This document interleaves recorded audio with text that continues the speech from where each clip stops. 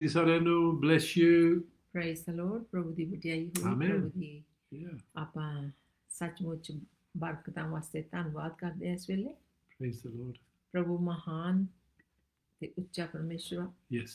ਜੋ ਅੱਜ ਤੁਹਾਨੂੰ ਬਲੈਸ ਕਰਨਾ ਚਾਹੁੰਦਾ, ਸਾਨੂੰ ਬਲੈਸ ਕਰਨਾ ਚਾਹੁੰਦਾ। Mm. ਕਿਉਂ ਬਲੈਸ ਕਰਨਾ ਚਾਹੁੰਦਾ? ਕਿਉਂ ਕਰਦਾ ਹੈ। ਉਹ ਪਿਆਰ ਵਾਲਾ ਪਰਮੇਸ਼ਰ ਆ, ਉਹ ਪਿਆਰ ਵਾਲਾ ਸਾਡਾ ਪਿਤਾ ਹੈ। ਉਹ ਜਿੱਦਾਂ ਵੀ ਹੋ ਸਕੇ ਹਰੇਕ ਰਾਹ ਖੋਲ੍ਹਣਾ ਚਾਹੁੰਦਾ ਆ, ਜਿੱਦਾਂ ਦੀ ਅਸੀਂ ਕੋਲੋਂ ਬਰਕਤਾਂ ਲੈ ਸਕੀਏ। Thank you, amen. Father. Praise ਪਰ you. ਸਾਨੂੰ ਕਈ ਵਾਰੀ ਨੇਚਾ ਦੇ ਨਾਲ ਲੈਣੀਆਂ ਪੈਂਦੀਆਂ, ਕਈ ਵਾਰੀ ਸਾਨੂੰ ਉਹਦੇ ਆਖੇ ਲੱਗਣਾ ਪੈਂਦਾ, ਕਈ ਵਾਰੀ ਸਾਨੂੰ ਆਪਣੇ ਘਰ ਦੀ ਸਫਾਈ ਕਰਨ ਦੀ ਲੋੜ ਪੈਂਦੀ ਹੈ। ਘਰ ਦਾ ਮਤਲਬ ਮੈਂ ਬਿਲਡਿੰਗ ਦੀ ਗੱਲ ਨਹੀਂ ਕਰਦੀ, ਮੈਂ ਆਪਣਾ ਅੰਦਰ ਜਿਹੜਾ ਆ ਸਾਡਾ ਸਰੀਰ ਜਿਹੜਾ ਆ ਇਹ ਬਾਈਬਲ ਦੱਸਦੀ ਹੈ ਕਿ ਉਹਦਾ ਸਰੀਰ ਜਿਹੜਾ ਸਾਡਾ ਉਹਦਾ ਮੰਦਰ ਵਾ। Amen. ਸੋ ਉੱਦਾਂ ਹੀ ਸਾਫ਼ ਹੋ ਸਕਦਾ, ਨਹਾਉਣ ਦੇ ਨਾਲ ਨਹੀਂ। ਨਹਾਉਣ ਦੇ ਨਾਲ ਅਸੀਂ ਆਪਣੇ ਆਪ ਨੂੰ ਬਾਹਰੋਂ ਸਾਫ਼ ਕਰਦੇ ਹਾਂ, ਪਰ ਪਰਮੇਸ਼ਰ ਦੇ ਬਚਨਾਂ ਦੇ ਰਾਹੀਂ ਜਦੋਂ ਉਹ ਸਾਨੂੰ ਕੁਛ ਕਹਿੰਦੇ ਤੇ ਅਸੀਂ ਆਖੇ ਲੱਗਦੇ ਹਾਂ ਤੇ ਉਹਦਾ ਅੰਦਰੋਂ ਸਾਡੀ ਸਫਾਈ ਹੁੰਦੀ ਹੈ। ਆਮੇਨ। ਜੇ ਉਹ ਕਹਿੰਦਾ ਆਹ ਕੰਮ ਮੇਰੇ ਨਿਗਾਹ 'ਚ ਸਹੀ ਨਹੀਂ ਹੈਗਾ ਤੇ ਸਾਨੂੰ ਉੱਥੇ ਰੁਕ ਜਾਣਾ ਚਾਹੀਦਾ ਤੇ ਉਹਦੇ ਨਾਲ ਸਾਡੀ ਸਫਾਈ ਹੁੰਦੀ ਹੈ ਜਦੋਂ ਅਸੀਂ ਉਹਦੇ ਆਖੇ ਦੇ ਵਿੱਚ। ਆਮੇਨ। ਸੋ ਜਦੋਂ ਅਸੀਂ ਸਰੀਰ ਨੂੰ ਨਹਾਉਂਦੇ ਆ, ਨਹਾਉਣਾ ਚਾਹੀਦਾ ਆ, ਕਿਉਂਕਿ ਅਸੀਂ ਆਪਣੇ ਸਰੀਰ ਨੂੰ ਜੇ ਨਾ ਨਹਾਇਆ ਬਾਹਰੋਂ ਤੇ ਇੱਕ ਤਰ੍ਹਾਂ ਸਿਧਿਆਂਦ ਆਉਣ ਲੱਗ ਪੈਂਦੀ ਹੈ, ਸਾਡੇ ਲਾਗੇ ਨਹੀਂ ਕਿਸੇ ਨੇ ਬੈਠਣਾ। ਪਰ ਜੇ ਅੰਦਰੋਂ ਨਾ ਅਸੀਂ ਸਾਫ਼ ਕੀਤਾ ਤਾਂ ਉੱਥੋਂ ਪ੍ਰਭੂ ਯਿਸੂ ਮਸੀਹ ਨੂੰ, ਪਵਿੱਤਰ ਆਤਮਾ ਜੀ ਨੂੰ ਸਿਧਿਆਂਦ ਆਉਣ ਲੱਗ ਪੈਣੀ ਆ ਤੇ ਉਹ ਵੀ ਅੰਦਰ ਨਹੀਂ ਰਹਿ ਸਕਦੇ। ਇਸ ਕਰਕੇ ਉਹ ਬਹੁਤ ਜ਼ਿਆਦਾ ਜ਼ਰੂਰੀ ਆ ਕਿ ਅਸੀਂ ਆਪਣੇ ਅੰਦਰ ਨੂੰ ਸਾਫ਼ ਕਰੀਏ। ਆਮੇਨ। ਸੋ ਪ੍ਰਭੂ ਦੇ ਬਚਨਾਂ ਦੇ ਨਾਲ, ਪ੍ਰਭੂ ਦੀ ਨੌਲੇਜ ਦੇ ਨਾਲ, ਪ੍ਰਭੂ ਦੇ ਬਚਨਾਂ ਦੀ ਨੌਲੇਜ ਦੇ ਨਾਲ ਹੀ ਆਪਾਂ ਆਪਣੇ ਆਪ ਨੂੰ ਸਾਫ਼ ਕਰ ਸਕਦੇ ਹਾਂ। ਸੋ ਅੱਜ ਆਪਾਂ ਦੇਖਣਾ ਆ ਕਿ ਪਿਤਾ ਪਰਮੇਸ਼ਰ ਜੀ ਅੱਜ ਸਾਨੂੰ ਕਿਹੜੇ ਤਰੀਕੇ ਨਾਲ ਬਲੈਸ ਕਰਨਾ ਚਾਹੁੰਦੇ ਆ, ਬਰਕਤ ਦੇਣੀ ਚਾਹੁੰਦੇ ਆ, ਕਿਉਂਕਿ ਉਹ ਬਰਕਤਾਂ ਦਾ ਭੰਡਾਰ ਆ।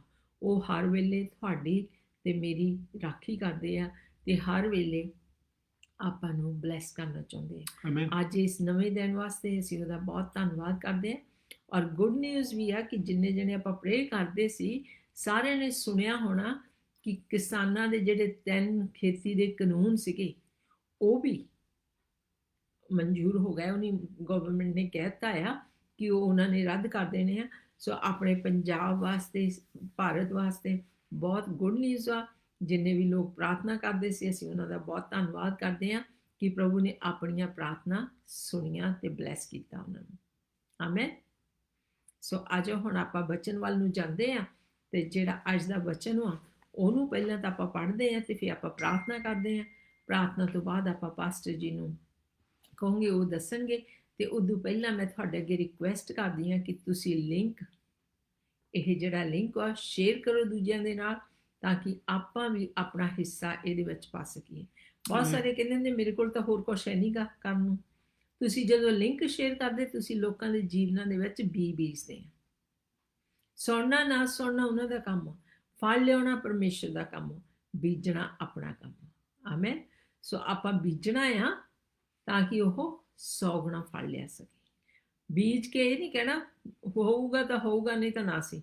ਉਸ ਤੋਂ ਬਾਅਦ ਅਸੀਂ ਪ੍ਰਾਰਥਨਾ ਉਹਨਾਂ ਲਈ ਕਰ ਸਕਦੇ ਹਾਂ, ਪ੍ਰਭੂ ਜੀ ਆ ਮੈਂ ਬੀਜਿਆ ਆ ਤੇ ਤੁਸੀਂ ਉਹਨਾਂ ਦੇ ਜੀਵਨ ਦੇ ਵਿੱਚ ਕੰਮ ਕਰੋ। ਆਮੇਨ। ਸੋ ਆਪਾਂ ਪਾਣੀ ਵੀ ਦਿੰਦੇ ਰਹਿਣਾ ਆ, ਉਹਦੀ ਗੋਡੀ ਵੀ ਕਰਦੇ ਰਹਿਣਾ ਹੈ, ਬਚਨਾਂ ਦੇ ਨਾਲ, ਪ੍ਰਾਰਥਨਾ ਨਾਲ, ਧੰਨਵਾਦ ਦੇ ਨਾਲ, ਤਾਂ ਕਿ ਜਿਹੜਾ ਵੀ ਵਚਨ ਜਾਵੇ ਉਹ ਵੈਰੀ ਚੋਰੀ ਨਾ ਕਰ ਸਕੇ, ਪਰ ਬਹੁਤ ਸਾਰਾ ਫਲ ਲੈ ਕੇ ਆ ਸਕੇ। Praise the Lord. ਹੁਣ ਮੈਂ ਪੜ੍ਹਨ ਲੱਗੀ ਹਾਂ। ਜਿੰਨੇ ਵੀ ਆਪਣੇ ਨਾਲ ਜੁੜੇ ਆ ਉਹ ਧਿਆਨ ਨਾਲ ਸੁਣ, ਉਹਨਾਂ ਦਾ ਵੈਲਕਮ ਕਰਦੇ ਹਾਂ ਆਪਾਂ।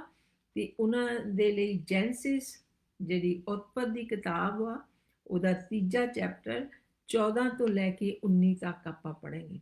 ਫਿਰ ਕਿ ਮੈਂ ਰਿਪੀਟ ਕਰਦੀ ਹਾਂ, ਜੈਨਸਿਸ ਚੈਪਟਰ 3 verse 14 until 19, ਉਤਪਤ ਦੀ ਕਿਤਾਬ 3 ਚੈਪਟਰ 14 ਤੋਂ ਲੈ ਕੇ 19 ਤੱਕ ਆਪਾਂ ਪੜ੍ਹਦੇ ਹਾਂ। ਆਮੇਨ। ਜਿੰਨਿਆਂ ਕੋਲ ਬਾਈਬਲ ਆ ਤੁਸੀਂ ਬਾਈਬਲ ਖੋਲ੍ਹ ਲਓ ਤੇ ਪੜ੍ਹੋ। ਜੇ ਨਹੀਂ ਹੈਗੀ ਤੇ ਬੁੱਕ ਤੇ, ਹੁਣ ਤਾਂ ਮੇਰੇ ਖਿਆਲ ਯੂਜ਼ ਟੂ ਹੋ ਗਏ ਹੋਣੇ ਆ, ਬੁੱਕ ਤੇ ਪੈਨ ਲੈ ਕੇ ਰੱਖਿਆ ਕਰੋ ਤੇ ਉਹਦੇ ਵਿੱਚ ਲਿਖ ਸਕਦੇ ਆ ਤੇ ਦੇਖ ਸਕਦੇ ਆ ਮਗਰੋਂ। ਆਮੇਨ। ਆਮੇਨ। ਹਾਂਜੀ, ਇੱਥੇ ਇੱਦਾਂ ਲਿਖਿਆ, ਫਿਰ ਯਹੋਵਾ ਪਰਮੇਸ਼ਰ ਨੇ ਸੱਪ ਨੂੰ ਆਖਿਆ ਵੀ ਇਸ ਲਈ ਕਿ ਤੂੰ ਇਹ ਕੀਤਾ, ਤੂੰ ਸਾਰੇ ਡੰਗਰਾਂ ਨਾਲੋਂ ਅਤੇ ਸਾਰੇ ਜੰਗਲੀ ਜਾਨਵਰਾਂ ਨਾਲੋਂ ਸਰਾਫੀ ਹੈ। ਤੂੰ ਆਪਣੇ ਢਿੱਡ ਭਾਰ ਤੁਰੇਂਗਾ ਅਤੇ ਆਪਣੇ ਜੀਵਨ ਦੇ ਸਾਰੇ ਦਿਨ ਤੂੰ ਮਿੱਟੀ ਖਾਇਆ ਕਰੇਗਾ ਅਤੇ ਤੇਰੇ ਤੇ ਤੀਵੀਂ ਦੇ ਵਿੱਚ ਅਤੇ ਤੇਰੀ ਸੰਤਾਨ ਤੇ ਤੀਵੀਂ ਦੀ ਸੰਤਾਨ ਵਿੱਚ ਮੈਂ ਬੈਰ ਪਾਵਾਂਗਾ। ਉਹ ਤੇਰੇ ਸਿਰ ਨੂੰ ਫੇਵੇਗਾ ਅਤੇ ਤੂੰ ਉਹਦੀ ਅੱਡੀ ਨੂੰ ਡੰਗ ਮਾਰੇਗਾ। ਉਸਨੇ ਤੀਵੀਂ ਨੂੰ ਆਖਿਆ ਕਿ ਮੈਂ ਤੇਰੇ ਗਰਭ ਦੀ ਪੀੜ ਬਹੁਤ ਵਧਾਵਾਂਗਾ, ਪੀੜ ਨਾਲ ਤੂੰ ਬੱਚੇ ਜਣੇਗੀ ਅਤੇ ਤੇਰੇ ਪਤੀ ਵੱਲ ਤੇਰੀ ਚਾਹ ਹੋਵੇਗੀ ਅਤੇ ਉਹ ਤੇਰੇ ਉੱਤੇ ਹੁਕਮ ਚਲਾਊਗਾ। ਫਿਰ ਉਸਨੇ ਆਦਮੀ ਨੂੰ ਆਖਿਆ ਕਿ ਇਸ ਲਈ ਕਿ ਤੂੰ ਆਪਣੀ ਤੀਵੀਂ ਦੀ ਗੱਲ ਸੁਣੀ ਅਤੇ ਉਸ ਵਿਸ਼ ਤੋਂ ਖਾਧਾ ਜਿਸ ਦੇ ਵਿਖੇ ਮੈਂ ਤੈਨੂੰ ਹੁਕਮ ਦਿੱਤਾ ਸੀ ਕਿ ਉਸ ਤੋਂ ਨਾ ਖਾਈ, ਸੋ ਜ਼ਮੀਨ ਤੇਰੇ ਕਾਰਨ ਸਰਾਪਤ ਹੋਈ। ਤੂੰ ਆਪਣੇ ਜੀਵਨ ਦੇ ਸਾਰੇ ਦਿਨ ਉਸ ਤੋਂ ਦੁੱਖ ਨਾਲ ਖਾਵੇਂਗਾ। ਉਹ ਕੰਡੇ ਔਰ ਕੰਡਿਆਲੇ ਤੇਰੇ ਲਈ ਉਗਾਵੇਗੀ ਅਤੇ ਤੂੰ ਪਹਿਲੀ ਦਾ ਸਾਗ ਪੱਤ ਖਾਵੇਂਗਾ। ਤੂੰ ਆਪਣੇ ਮੂੰਹ ਦੇ ਮੁੜਕੇ ਨਾਲ ਰੋਟੀ ਖਾਵੇਂਗਾ ਜਦ ਤੱਕ ਮਿੱਟੀ ਵਿੱਚ ਫੇਰ ਨਾ ਮੁੜੇ, ਕਿਉਂ ਜੋ ਤੂੰ ਉਸ ਤੋਂ ਕੱਢਿਆ ਗਿਆ ਸੀ। ਤੂੰ ਮਿੱਟੀ ਹੈ ਅਤੇ ਮਿੱਟੀ ਵਿੱਚ ਤੂੰ ਮੁੜ ਜਾਵੇਂਗਾ। ਆਮੇਨ। ਪਰਮੇਸ਼ਰ ਇਸ ਵਚਨ ਦੇ ਉੱਤੇ ਬਰਕਤ ਦੇਣ ਤੇ ਆਪਾਂ ਜੋ ਪ੍ਰਾਰਥਨਾ ਕਰਦੇ ਹਾਂ ਤੇ ਗਾਹਾਂ ਵਧਦੇ ਹਾਂ। Thank you lord. ਆਪਾਂ ਆਪਣੇ ਸਿਰਾਂ ਨੂੰ ਝੁਕਾਉਂਦੇ ਹਾਂ ਤੇ ਪਰਮੇਸ਼ਰ ਦੇ ਕੋਲ ਆਉਂਦੇ ਆਪਣੇ ਸਾਰੇ ਕੰਮਾਂ ਤੋਂ ਬੇਲ ਕਰਕੇ। ਥੈਂਕ ਯੂ ਪਿਤਾ ਪ੍ਰਭੂ ਜੀ, ਅਸੀਂ ਤੁਹਾਡਾ ਧੰਨਵਾਦ, ਤੁਹਾਡਾ ਸ਼ੁਕਰ ਕਰਦੇ ਕਿ ਤੁਸੀਂ ਸਾਡਾ ਇੱਕ ਰਿਸ਼ਤਾ ਪਿਤਾ ਪਰਮੇਸ਼ਰ ਦੇ ਨਾਲ ਜੋੜ ਦਿੱਤਾ, ਸਾਡੇ ਲਈ ਇੱਕ ਰਾਹ ਬਣਾ ਦਿੱਤਾ ਆਪਣਾ ਕ੍ਰਾਸ ਦੇ ਉੱਤੇ ਸਾਡੇ ਵਾਸਤੇ ਜਾਨ ਦੇ ਕੇ। ਸੋ ਅਸੀਂ ਉਹਦੇ ਵਾਸਤੇ ਤੁਹਾਡਾ ਧੰਨਵਾਦ ਕਰਦੇ ਹਾਂ। ਇਸ ਵੇਲੇ ਤੁਸੀਂ ਸਾਡੇ ਨਾਲ ਹੋ, ਕਿਉਂਕਿ ਤੁਹਾਡਾ ਵਾਅਦਾ ਹੈ ਕਿ ਮੈਂ ਹਰ ਵੇਲੇ ਤੁਹਾਡੇ ਨਾਲ ਹਾਂ, ਜਿੱਥੇ ਮਰਜੀ ਅਸੀਂ ਇੱਕ ਦੂਏ ਤੋਂ ਅਲੱਗ ਹਾਂ ਜਾਂ ਨਾਲ ਹਾਂ, ਪਰ ਤੁਹਾਡਾ ਵਾਅਦਾ ਸੱਚਾ ਹੈ ਤੇ ਤੁਸੀਂ ਵਫਾਦਾਰ ਹੋ, ਆਪਣੇ ਵਚਨ ਨੂੰ ਆਨਰ ਕਰਦੇ ਹਾਂ। ਇਸ ਕਰਕੇ ਅਸੀਂ ਤੁਹਾਡਾ ਧੰਨਵਾਦ ਕਰਦੇ ਕਿ ਅੱਜ ਤੁਸੀਂ ਸਾਡੇ ਨਾਲ ਹੋ।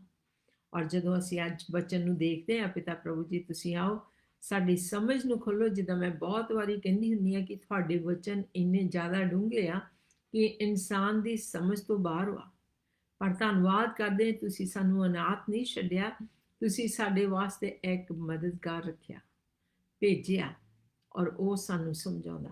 ਅੱਜ ਜਦੋਂ ਅਸੀਂ ਵਚਨਾਂ ਨੂੰ ਬੋਲੀਏ, ਸੁਣੀਏ, ਪੜ੍ਹੀਏ, ਸਭ ਕੁਛ ਉਹਦੇ ਵਿੱਚੋਂ ਪਵਿੱਤਰ ਆਤਮਾ ਜੀ ਸਾਨੂੰ ਸਮਝਾਉਣ, ਸੁਣਾਉਣ ਤੇ ਪ੍ਰਭੂ ਜੀ ਅਸੀਂ ਚੰਗੀ ਤਰ੍ਹਾਂ ਸਮਝ ਸਕੀਏ ਔਰ ਆਪਣੇ ਜੀਵਨਾਂ ਦੇ ਵਿੱਚ, ਆਪਣੇ ਰਾਹਾਂ ਦੇ ਵਿੱਚ ਸਾਰੇ ਤਰੀਕੇ ਨਾਲ ਪ੍ਰਭੂ ਆਪਣੀ ਜ਼ਿੰਦਗੀ ਵਿੱਚ ਉਹਨਾਂ ਨੂੰ ਵਰਤ ਸਕੀਏ, ਤਾਂ ਕਿ ਜਿਸ ਮਕਸਦ ਲਈ ਅੱਜ ਦਾ ਵਚਨ ਤੁਸੀਂ ਤਿਆਰ ਕੀਤਾ ਉਹਨੂੰ ਅਸੀਂ ਪਾ ਸਕੀਏ। ਅਸੀਂ ਤੁਹਾਡਾ ਧੰਨਵਾਦ ਕਰਦੇ, ਜਿੰਨੇ ਵੀ ਅੱਜ ਜੁੜਨ ਵਾਲੇ ਆ, ਜੁੜ ਗਏ ਆ ਜਾਂ ਮਗਰੋਂ ਦੇਖਣਾ, ਉਹਨਾਂ ਸਾਰਿਆਂ ਦੇ ਜੀਵਨਾਂ ਵਾਸਤੇ ਅਸੀਂ ਤੁਹਾਡਾ ਬਹੁਤ ਧੰਨਵਾਦ ਕਰਦੇ ਹਾਂ। ਔਰ ਪ੍ਰਭੂ ਜੀ ਤੁਸੀਂ ਉਹਨਾਂ ਨੂੰ ਵੀ ਆਪਣੀ ਸਮਝ ਦੇਣੀ, ਉਹਨਾਂ ਦੇ ਕੰਨ ਖੋਲ੍ਹਣੇ ਕਿ ਤੁਹਾਡੀ ਆਵਾਜ਼ ਨੂੰ ਸੁਣ। ਔਰ ਪਿਤਾ ਪਰਮੇਸ਼ਰ ਜੀ ਪ੍ਰਾਰਥਨਾ ਕਰਦੇ ਕਿ ਸਾਰੇ ਕੰਮਾਂ ਤੋਂ ਬੇਲ ਹੋਵੇ ਔਰ ਇਸ ਵੇਲੇ ਕੋਈ ਵੀ ਘਸਮਾਣ ਦਾ ਆਤਮਾ ਸਾਡੇ ਜੀਵਨਾਂ ਦੇ ਵਿੱਚ ਕੰਮ ਨਾ ਕਰ ਸਕੇ। ਔਰ ਧੰਨਵਾਦ ਕਰਦੇ ਪ੍ਰਭੂ ਜੀ, ਜਦੋਂ ਅਸੀਂ ਤੁਹਾਡੇ ਕੋਲੋਂ ਮੰਗਦੇ ਹਾਂ ਤੇ ਤੁਸੀਂ ਸਾਨੂੰ ਦਿੰਦੇ ਹੋ, ਕਿਉਂਕਿ ਤੁਹਾਡਾ ਵਾਅਦਾ ਹੈ ਕਿ ਮੰਗਣ ਵਾਲੇ ਪਾ ਲੈਂਦੇ ਆ। ਸੋ ਅਸੀਂ ਸਾਰਾ ਕੁਛ ਆਪਣੇ ਪ੍ਰਭੂ ਯਿਸੂ ਮਸੀਹ ਜੀ ਦੇ ਨਾਮ ਦੇ ਵਿੱਚ ਆਪਣੇ ਪਿਤਾ ਦੇ ਕੋਲੋਂ ਮੰਗਦੇ ਤੇ ਪਾਉਂਦੇ ਹਾਂ। Amen. Amen. Amen. Praise the Lord. ਹਾਂਜੀ, ਜਿੱਦਾਂ ਮੈਂ ਫੇਸਬੁੱਕ ਤੇ ਪਾਇਆ ਸੀਗਾ, ਇੱਕ ਸਵਾਲ ਆ ਜਿਹੜੇ ਬਹੁਤ ਇਸ ਵੇਲੇ ਲੋਕਾਂ ਨੂੰ ਮਦਦ ਚਾਹੀਦੀ ਆ, ਕਰਕੇ ਮੈਨੂੰ ਬਹੁਤ ਟੈਲੀਫੋਨ ਆਉਂਦੇ, ਬਹੁਤ ਲੋਕੀ ਕੰਟੈਕਟ ਕਰਦੇ ਆ, ਤੇ ਮੈਂ ਕਿਹਾ ਸੀ ਵੀ ਚੰਗਾ ਹੋਊਗਾ ਜੇ ਉੱਤੇ ਥੋੜ੍ਹੀ ਜਿਹੀ ਸਿੱਖਿਆ ਦੇ ਸਕਾਂ, ਹੋ ਸਕਦਾ ਮੇਰੇ ਭੈਣ ਭਰਾਵਾਂ ਦੀ ਮਦਦ ਹੋ ਜਾਵੇ। ਤੇ ਉਹ ਹੈਗੀ ਆ ਬ੍ਰੇਕਿੰਗ ਦ ਕਰਸ। ਜੋ ਸਰਾਫ ਸਾਡੇ ਤੇ ਆਇਆ ਆ ਉਹ ਕਿੱਦਾਂ ਟੁੱਟ ਸਕਦਾ। ਪਹਿਲੀ ਚੀਜ਼ ਇਹ ਆ ਵੀ ਅਸੀਂ ਪਛਾਣਨਾ ਕਿੱਦਾਂ ਆ, ਦੂਸਰੀ ਚੀਜ਼ ਆ ਉਹ ਟੁੱਟ ਕਿੱਦਾਂ ਸਕਦਾ। ਓਕੇ, ਉਦੋਂ ਵੀ ਪਹਿਲਾਂ ਇਹ ਆ ਬਈ ਉਹ ਹੁੰਦਾ ਕੀ ਆ, ਵਾਟ ਇਜ਼ ਅ ਕਰਸ, ਸਰਾਫ ਕੀ ਆ। ਸਰਾਫ ਜਾਂ ਕਰਸ ਹੈਗਾ ਆਪੋਜ਼ਿਟ ਦਾ ਬਲੈਸਿੰਗ। ਇੱਕ ਪਾਸੇ ਬਲੈਸਿੰਗ ਆ, ਬਰਕਤ ਆ, ਦੂਸਰੇ ਪਾਸੇ ਸਰਾਫ ਆ। ਓਕੇ, ਇੱਕ ਇਹ ਆਪੋਜ਼ਿਟ ਆ। ਜੇ ਉਹਨੂੰ ਐਕਸਪਲੇਨ ਕਰਨਾ ਹੋਵੇ ਵੀ ਉਹਦਾ ਕੀ ਮਤਲਬ ਆ। ਓਕੇ, ਮੈਨੂੰ ਪਤਾ ਨਹੀਂ ਹੈਗਾ ਡਿਕਸ਼ਨਰੀ ਕੀ ਮਤਲਬ ਦੱਸਦੀ ਆ, ਪਰ ਮੈਂ ਬਾਈਬਲ ਦਾ ਮਤਲਬ ਦੱਸਦਾ ਉਹਦਾ ਕੀ ਮਤਲਬ ਹੁੰਦਾ। ਬਾਈਬਲ ਇਹ ਆਪਾਂ ਨੂੰ ਸਿਖਾਉਂਦੀ ਆ ਵੀ ਜਿਹੜਾ ਵੀ ਅੰਡਰ ਦ ਕਰਸ ਆ, ਜਿਹੜੇ ਵੀ ਕਰਸ ਦੇ ਥੱਲੇ, ਸਰਾਪ ਦੇ ਥੱਲੇ ਆ, they will fail। ਜਿਹੜੀ ਚੀਜ਼ ਨੂੰ ਵੀ ਹੱਥ ਪਾਉਣਗੇ ਉਹ ਨਹੀਂ ਫੇਲ ਹੋ ਜਾਣਾ। ਹਰੇਕ ਚੀਜ਼ ਦੇ ਵਿੱਚ ਜਿਹਨੂੰ ਵੀ ਕਰਸ ਕੀਤਾ ਗਿਆ ਉਹ ਫੇਲ ਹੋਣ ਲੱਗ ਪੈਣਾ। ਓਕੇ, ਸੋ ਇਹ ਕਰਸ ਆ। ਬਲੈਸਿੰਗ ਦਾ ਮਤਲਬ ਹੁੰਦਾ ਜਿਹੜੀ ਚੀਜ਼ ਨੂੰ ਵੀ ਹੱਥ ਪਾਉਣ ਉਹ ਬਲੈਸਡ ਹੋ ਜਾਂਦੇ ਆ, ਉਹ ਚੀਜ਼ ਸਕਸੈਸਫੁਲ ਹੋ ਜਾਂਦੀ ਹੈ, ਕਦੇ ਵੀ ਉਹ ਫੇਲ ਨਹੀਂ ਹੁੰਦੀ ਹੈਗੀ। ਸੋ ਪ੍ਰੇਜ਼ ਦ ਲਾਰਡ। ਸੌਰੀ, ਠੀਕ ਹੈ, ਓਕੇ ਜੀ। ਸੋ ਪ੍ਰੇਜ਼ ਦ ਲਾਰਡ। ਸੋ ਇਹ ਆਪਾਂ ਦੇਖਦੇ ਹਾਂ ਵੀ ਅੱਜ ਇਹਦਾ ਦੇਖਣਾ ਹੈ ਵੀ ਕਿੱਦਾਂ ਇਹ ਸਾਡੇ ਵਾਸਤੇ ਕੰਮ ਕਰ ਸਕਦਾ, ਕਿੱਦਾਂ ਅਸੀਂ ਫਤਿਹ ਪਾ ਸਕਦੇ ਆ ਤੇ ਕਿੱਦਾਂ ਸਾਡੇ ਵਾਸਤੇ ਇਹ ਚੱਲ ਸਕਦੀ ਆ। ਮੇਰੇ ਖਿਆਲ 'ਚ ਥੋੜ੍ਹੇ ਚਿਰ ਪਹਿਲਾਂ ਬ੍ਰੇਕ ਕਰਨ ਦੀ ਜ਼ਰੂਰਤ ਆ, ਕਰਕੇ ਸ਼ੈਤਾਨ ਚਾਹੁੰਦਾ ਨਹੀਂ ਹੁੰਦਾ ਅਸੀਂ ਇਹ ਮੈਸੇਜ ਪਹੁੰਚਾ ਸਕੀਏ, ਤੇ ਹੋ ਸਕਦਾ ਉਹ ਰਿਕਾ ਪਾਉਣ ਦੀ ਕੋਸ਼ਿਸ਼ ਕਰੇ। ਓਕੇ, ਆ ਜਾਓ ਆਪਾਂ ਪ੍ਰੇ ਕਰੀਏ। Thank you father. ਸਵਰਗੀ ਪਿਤਾ, ਅਸੀਂ ਤੁਹਾਡਾ ਧੰਨਵਾਦ, ਤੁਹਾਡੀ ਵਡਿਆਈ ਕਰਦੇ ਹਾਂ। ਅਸੀਂ ਜਿੰਨੇ ਵੀ ਸਾਡੇ ਇੱਥੇ ਇੰਸਟਰੂਮੈਂਟਸ ਅਸੀਂ ਯੂਜ਼ ਕਰ ਰਹੇ ਹਾਂ, ਕੰਪਿਊਟਰ, ਟੈਲੀਫੋਨ, ਹੋਰ ਜਿਹੜੀ ਵਾਇਰਿੰਗ, ਇੰਟਰਨੈਟ, ਸਵਰਗੀ ਪਿਤਾ, ਅਸੀਂ ਸਾਰਿਆਂ ਨੂੰ ਇਸ ਵੇਲੇ ਯਿਸੂ ਮਸੀਹ ਦੇ ਖੂਨ ਦੇ ਥੱਲੇ ਲਿਆਉਂਦੇ ਹਾਂ। ਸੋ ਕੋਈ ਵੀ ਕਿਸੇ ਤਰ੍ਹਾਂ ਵੀ ਇਹਦੇ ਵਿੱਚ ਰਿਕਾ ਨਹੀਂ ਪੈ ਸਕਦਾ ਹੈਗਾ। ਤਾਂ ਸਵਰਗੀ ਪਿਤਾ, ਅਸੀਂ ਯਿਸੂ ਮਸੀਹ ਦੇ ਨਾਂ ਦੇ ਵਿੱਚ ਮੰਗਦੇ ਹਾਂ, ਜਿੰਨੇ ਵੀ ਮੇਰੇ ਭੈਣ ਭਰਾ ਸੁਣਦੇ ਆ ਉਹ ਬਹੁਤ ਕਲੀਅਰਲੀ ਸੁਣਨਗੇ ਤੇ ਸਵਰਗੀ ਪਿਤਾ ਉਹ ਪਾਉਣਗੇ। ਸਵਰਗੀ ਪਿਤਾ, ਅਸੀਂ ਤੁਹਾਡਾ ਧੰਨਵਾਦ, ਤੁਹਾਡੀ ਵਡਿਆਈ ਕਰਦੇ ਹਾਂ। ਇਹਦੇ ਵਿੱਚ ਕੋਈ ਵੀ ਕਨਫਿਊਜ਼ਨ ਨਹੀਂ, ਕੋਈ ਵੀ ਘਸਮੈਣ ਨਹੀਂ ਹੋਣਾ ਹੈਗਾ, ਬਟ ਇਹ ਮੈਸੇਜ ਬਹੁਤ ਕਲੀਅਰਲੀ ਜਾਣਾ ਹੈ। In Jesus name, amen, amen. Praise the Lord. Okay ਜੀ। ਸੋ ਹੁਣ ਆਪਾਂ ਇੱਥੋਂ ਸ਼ੇਅਰ ਕਰਦੇ ਹਾਂ ਵੀ ਜਿਹੜਾ ਕਰਸ ਕੀ ਹੁੰਦਾ ਹੈ। ਸੋ ਪਹਿਲਾਂ ਜਦੋਂ ਆਪਾਂ ਪਹਿਲੇ ਚੈਪਟਰ ਜੈਨੇਸਿਸ ਦੇ ਵਿੱਚ ਦੇਖਦੇ ਆ ਤੇ ਉੱਥੇ ਉਹ ਆਪਾਂ ਨੂੰ ਦੱਸਣ ਲੱਗਦਾ ਆ ਵੀ ਕਰਸ ਕੀ ਆ। ਓਕੇ, ਜਦੋਂ ਆਦਮੀ ਨੇ ਗਲਤੀ ਕਰ ਲਈ, ਜਿਹੜਾ ਆਦਮੀ ਸੀਗਾ ਉਹਨੇ ਗਲਤੀ ਕੀਤੀ ਤੇ ਕੀ ਹੋਇਆ, ਜਦੋਂ ਉਹ ਜੋ ਪਰਮੇਸ਼ਰ ਨੇ ਉਹਨੂੰ ਕਿਹਾ ਸੀ ਨਹੀਂ ਕਰਨਾ ਹੈਗਾ ਤੇ ਉਹਨੇ ਕਰ ਲਿਆ ਤੇ ਉਹ ਫਿਰ ਕਰਸ ਦੇ ਥੱਲੇ ਆ ਗਿਆ। ਜਦੋਂ ਪਰਮੇਸ਼ਰ ਮਿਲਣ ਆਉਂਦਾ ਆ ਤੇ ਉਹ ਦੇਖਦਾ ਵੀ ਉਹਨੇ ਮੇਰੇ ਆਖੇ ਨਹੀਂ ਲੱਗਾ, ਉਹਨੇ ਗਲਤੀ ਕੀਤੀ ਆ, ਤੇ ਉਹਨੂੰ ਸਵਾਲ ਪੁੱਛਿਆ ਜਾਂਦਾ। ਓਕੇ, ਤੇ ਉਹ ਫਿਰ ਦੱਸਦਾ ਆ, ਕਹਿੰਦਾ ਵੀ ਇਸ ਔਰਤ ਦੀ ਗਲਤੀ ਸੀਗੀ। ਫਿਰ ਉਹ ਕਹਿੰਦਾ, ਔਰਤ ਕਹਿੰਦੀ ਹੈ ਸੱਪ ਦੀ ਗਲਤੀ ਸੀਗੀ, ਤੇ ਉਹਨਾਂ ਨੂੰ ਤਿੰਨਾਂ ਨੂੰ ਕਰਸ ਮਿਲਦੀ। ਉਹੋ ਹੀ ਅੱਜ ਆਪਾਂ ਪੜ੍ਹ ਕੇ ਹਟੇ ਆ। ਤੁਸੀਂ ਜੈਨੇਸਿਸ ਦੀ ਕਿਤਾਬ the book of Genesis chapter 3 14 to 19 ਤੱਕ ਪੜ੍ਹ ਸਕਦੇ ਆ, ਜਿਹੜੀਆਂ ਉਹ ਕਰਸਿਸ ਉਹਨਾਂ ਉੱਤੇ ਆਈਆਂ ਸੀਗੀਆਂ। ਓਕੇ, ਸੋ ਇਹ ਆਪਾਂ ਨੂੰ ਪੜ੍ਹਨ ਦੀ ਜ਼ਰੂਰਤ ਆ ਵੀ ਅਸੀਂ ਫਿਰ ਸਮਝ ਸਕੀਏ ਇੱਥੋਂ ਸ਼ੁਰੂ ਹੋਇਆ ਸੀ। ਓਕੇ, ਸੋ ਜਿਹੜੀ ਬਲੈਸਿੰਗ ਆ ਉਹ ਪਰਮੇਸ਼ਰ ਦੀ ਪਾਵਰ ਆ, ਜਿਹੜੀ ਸ਼ਕਤੀ ਸਾਡੇ ਤੇ ਭੇਜਦਾ ਆ ਵੀ ਅਸੀਂ ਸਕਸੈਸਫੁਲ ਹੋਈਏ। ਜਿਹੜੀ ਕਰਸਿਸ ਆ ਉਹ ਜਨਰਲੀ ਸ਼ੈਤਾਨ ਵੱਲੋਂ ਆਉਂਦੀਆਂ ਆ ਜਦੋਂ ਅਸੀਂ ਪਰਮੇਸ਼ਰ ਦੇ ਆਖੇ ਨਹੀਂ ਲੱਗਦੇ ਹੈਗੇ। ਓਕੇ, ਸੋ ਇੱਕ ਆਪਾਂ ਇਸ ਤਰ੍ਹਾਂ ਡਿਫਾਈਨ ਕਰ ਸਕਦੇ ਹਾਂ। ਸੋ ਉਹ ਆਪਾਂ ਹੁਣ ਦੇਖਣ ਲੱਗੇ ਥੋੜ੍ਹੀ ਕਰਕੇ। ਸੋ ਪ੍ਰੇਜ਼ ਦ ਲਾਰਡ। ਜੈਨੇਸਿਸ ਦੀ ਕਿਤਾਬ ਉਹਦਾ 3 ਚੈਪਟਰ ਤੋਂ ਉਹਦੀ 16ਵੀਂ ਆਇਤ ਦੇ ਵਿੱਚ ਇੱਦਾਂ ਲਿਖਿਆ ਆ। ਪੜ੍ਹਾਂ? ਹਾਂਜੀ। ਉਤਪਤ ਦੀ ਕਿਤਾਬ ਉਹਦਾ 3 ਚੈਪਟਰ ਤੇ 16ਵੀਂ ਆਇਤ ਵਿੱਚ ਲਿਖਿਆ, ਉਸ ਨੇ ਤੀਵੀ ਨੂੰ ਆਖਿਆ ਕਿ ਮੈਂ ਤੇਰੇ ਗਰਭ ਦੀ ਪੀੜ ਬਹੁਤ ਵਧਾਵਾਂਗਾ, ਪੀੜ ਨਾਲ ਤੂੰ ਬੱਚੇ ਜਣੇਂਗੀ ਅਤੇ ਤੇਰੇ ਪਤੀ ਵੱਲ ਤੇਰੀ ਚਾਹ ਹੋਵੇਗੀ ਅਤੇ ਉਹ ਤੇਰੇ ਉੱਤੇ ਹੁਕਮ ਚਲਾਊਗਾ। Amen, amen. Praise the Lord. ਹਾਂਜੀ, ਸੋ ਪ੍ਰੇਜ਼ ਦ ਲਾਰਡ। ਇੱਥੇ ਜਿਹੜੀ ਪਹਿਲੀ ਜਿਹੜੀ ਕਰਸ ਸੀਗੀ ਉਹ ਪਹਿਲਾਂ ਸੱਪ ਨੂੰ ਦੇ ਹਟਿਆ ਹੈ, ਉਹਦੇ ਬਾਰੇ ਆਪਾਂ ਦੇਖਿਆ ਨਹੀਂ ਹੈਗਾ, ਪਰ ਇੱਥੇ ਜਿਹੜੀ ਔਰਤ ਨੂੰ ਮਿਲੀ ਸੀਗੀ ਉਹਦੇ ਬਾਰੇ ਆਪਾਂ ਦੇਖਦੇ ਹਾਂ ਵੀ ਜਦੋਂ ਉਹਨੇ ਬੱਚੇ ਜਨਮਦੇ ਆ ਤੇ ਉਹ ਹੁਣ ਦਰਦ ਦੇ ਵਿੱਚ ਹੋਊਗੀ ਤੇ ਉਦੋਂ ਉਹ ਦੁੱਖ ਤਕਲੀਫ ਵਿੱਚ ਹੋਊਗੀ। ਦੂਸਰੀ ਚੀਜ਼ ਉਹ ਜਾਂ ਪਰਮੇਸ਼ਰ ਉਹਨੂੰ ਜੋ ਦੱਸਦਾ ਆ ਬਈ ਉਹਨੇ ਆਪਣੇ ਆਦਮੀ ਦੇ ਕੰਟਰੋਲ ਦੇ ਵਿੱਚ ਜਾਂ ਉਹਦੇ ਥੱਲੇ ਰਹਿਣਾ ਆ, ਜਿੱਦਾਂ ਉਹਦੀ ਆਖੇ ਦੇ ਥੱਲੇ ਰਹਿਣਾ ਆ। ਇਹ ਸਰਾਫ ਦਾ ਨਤੀਜਾ ਸੀਗਾ।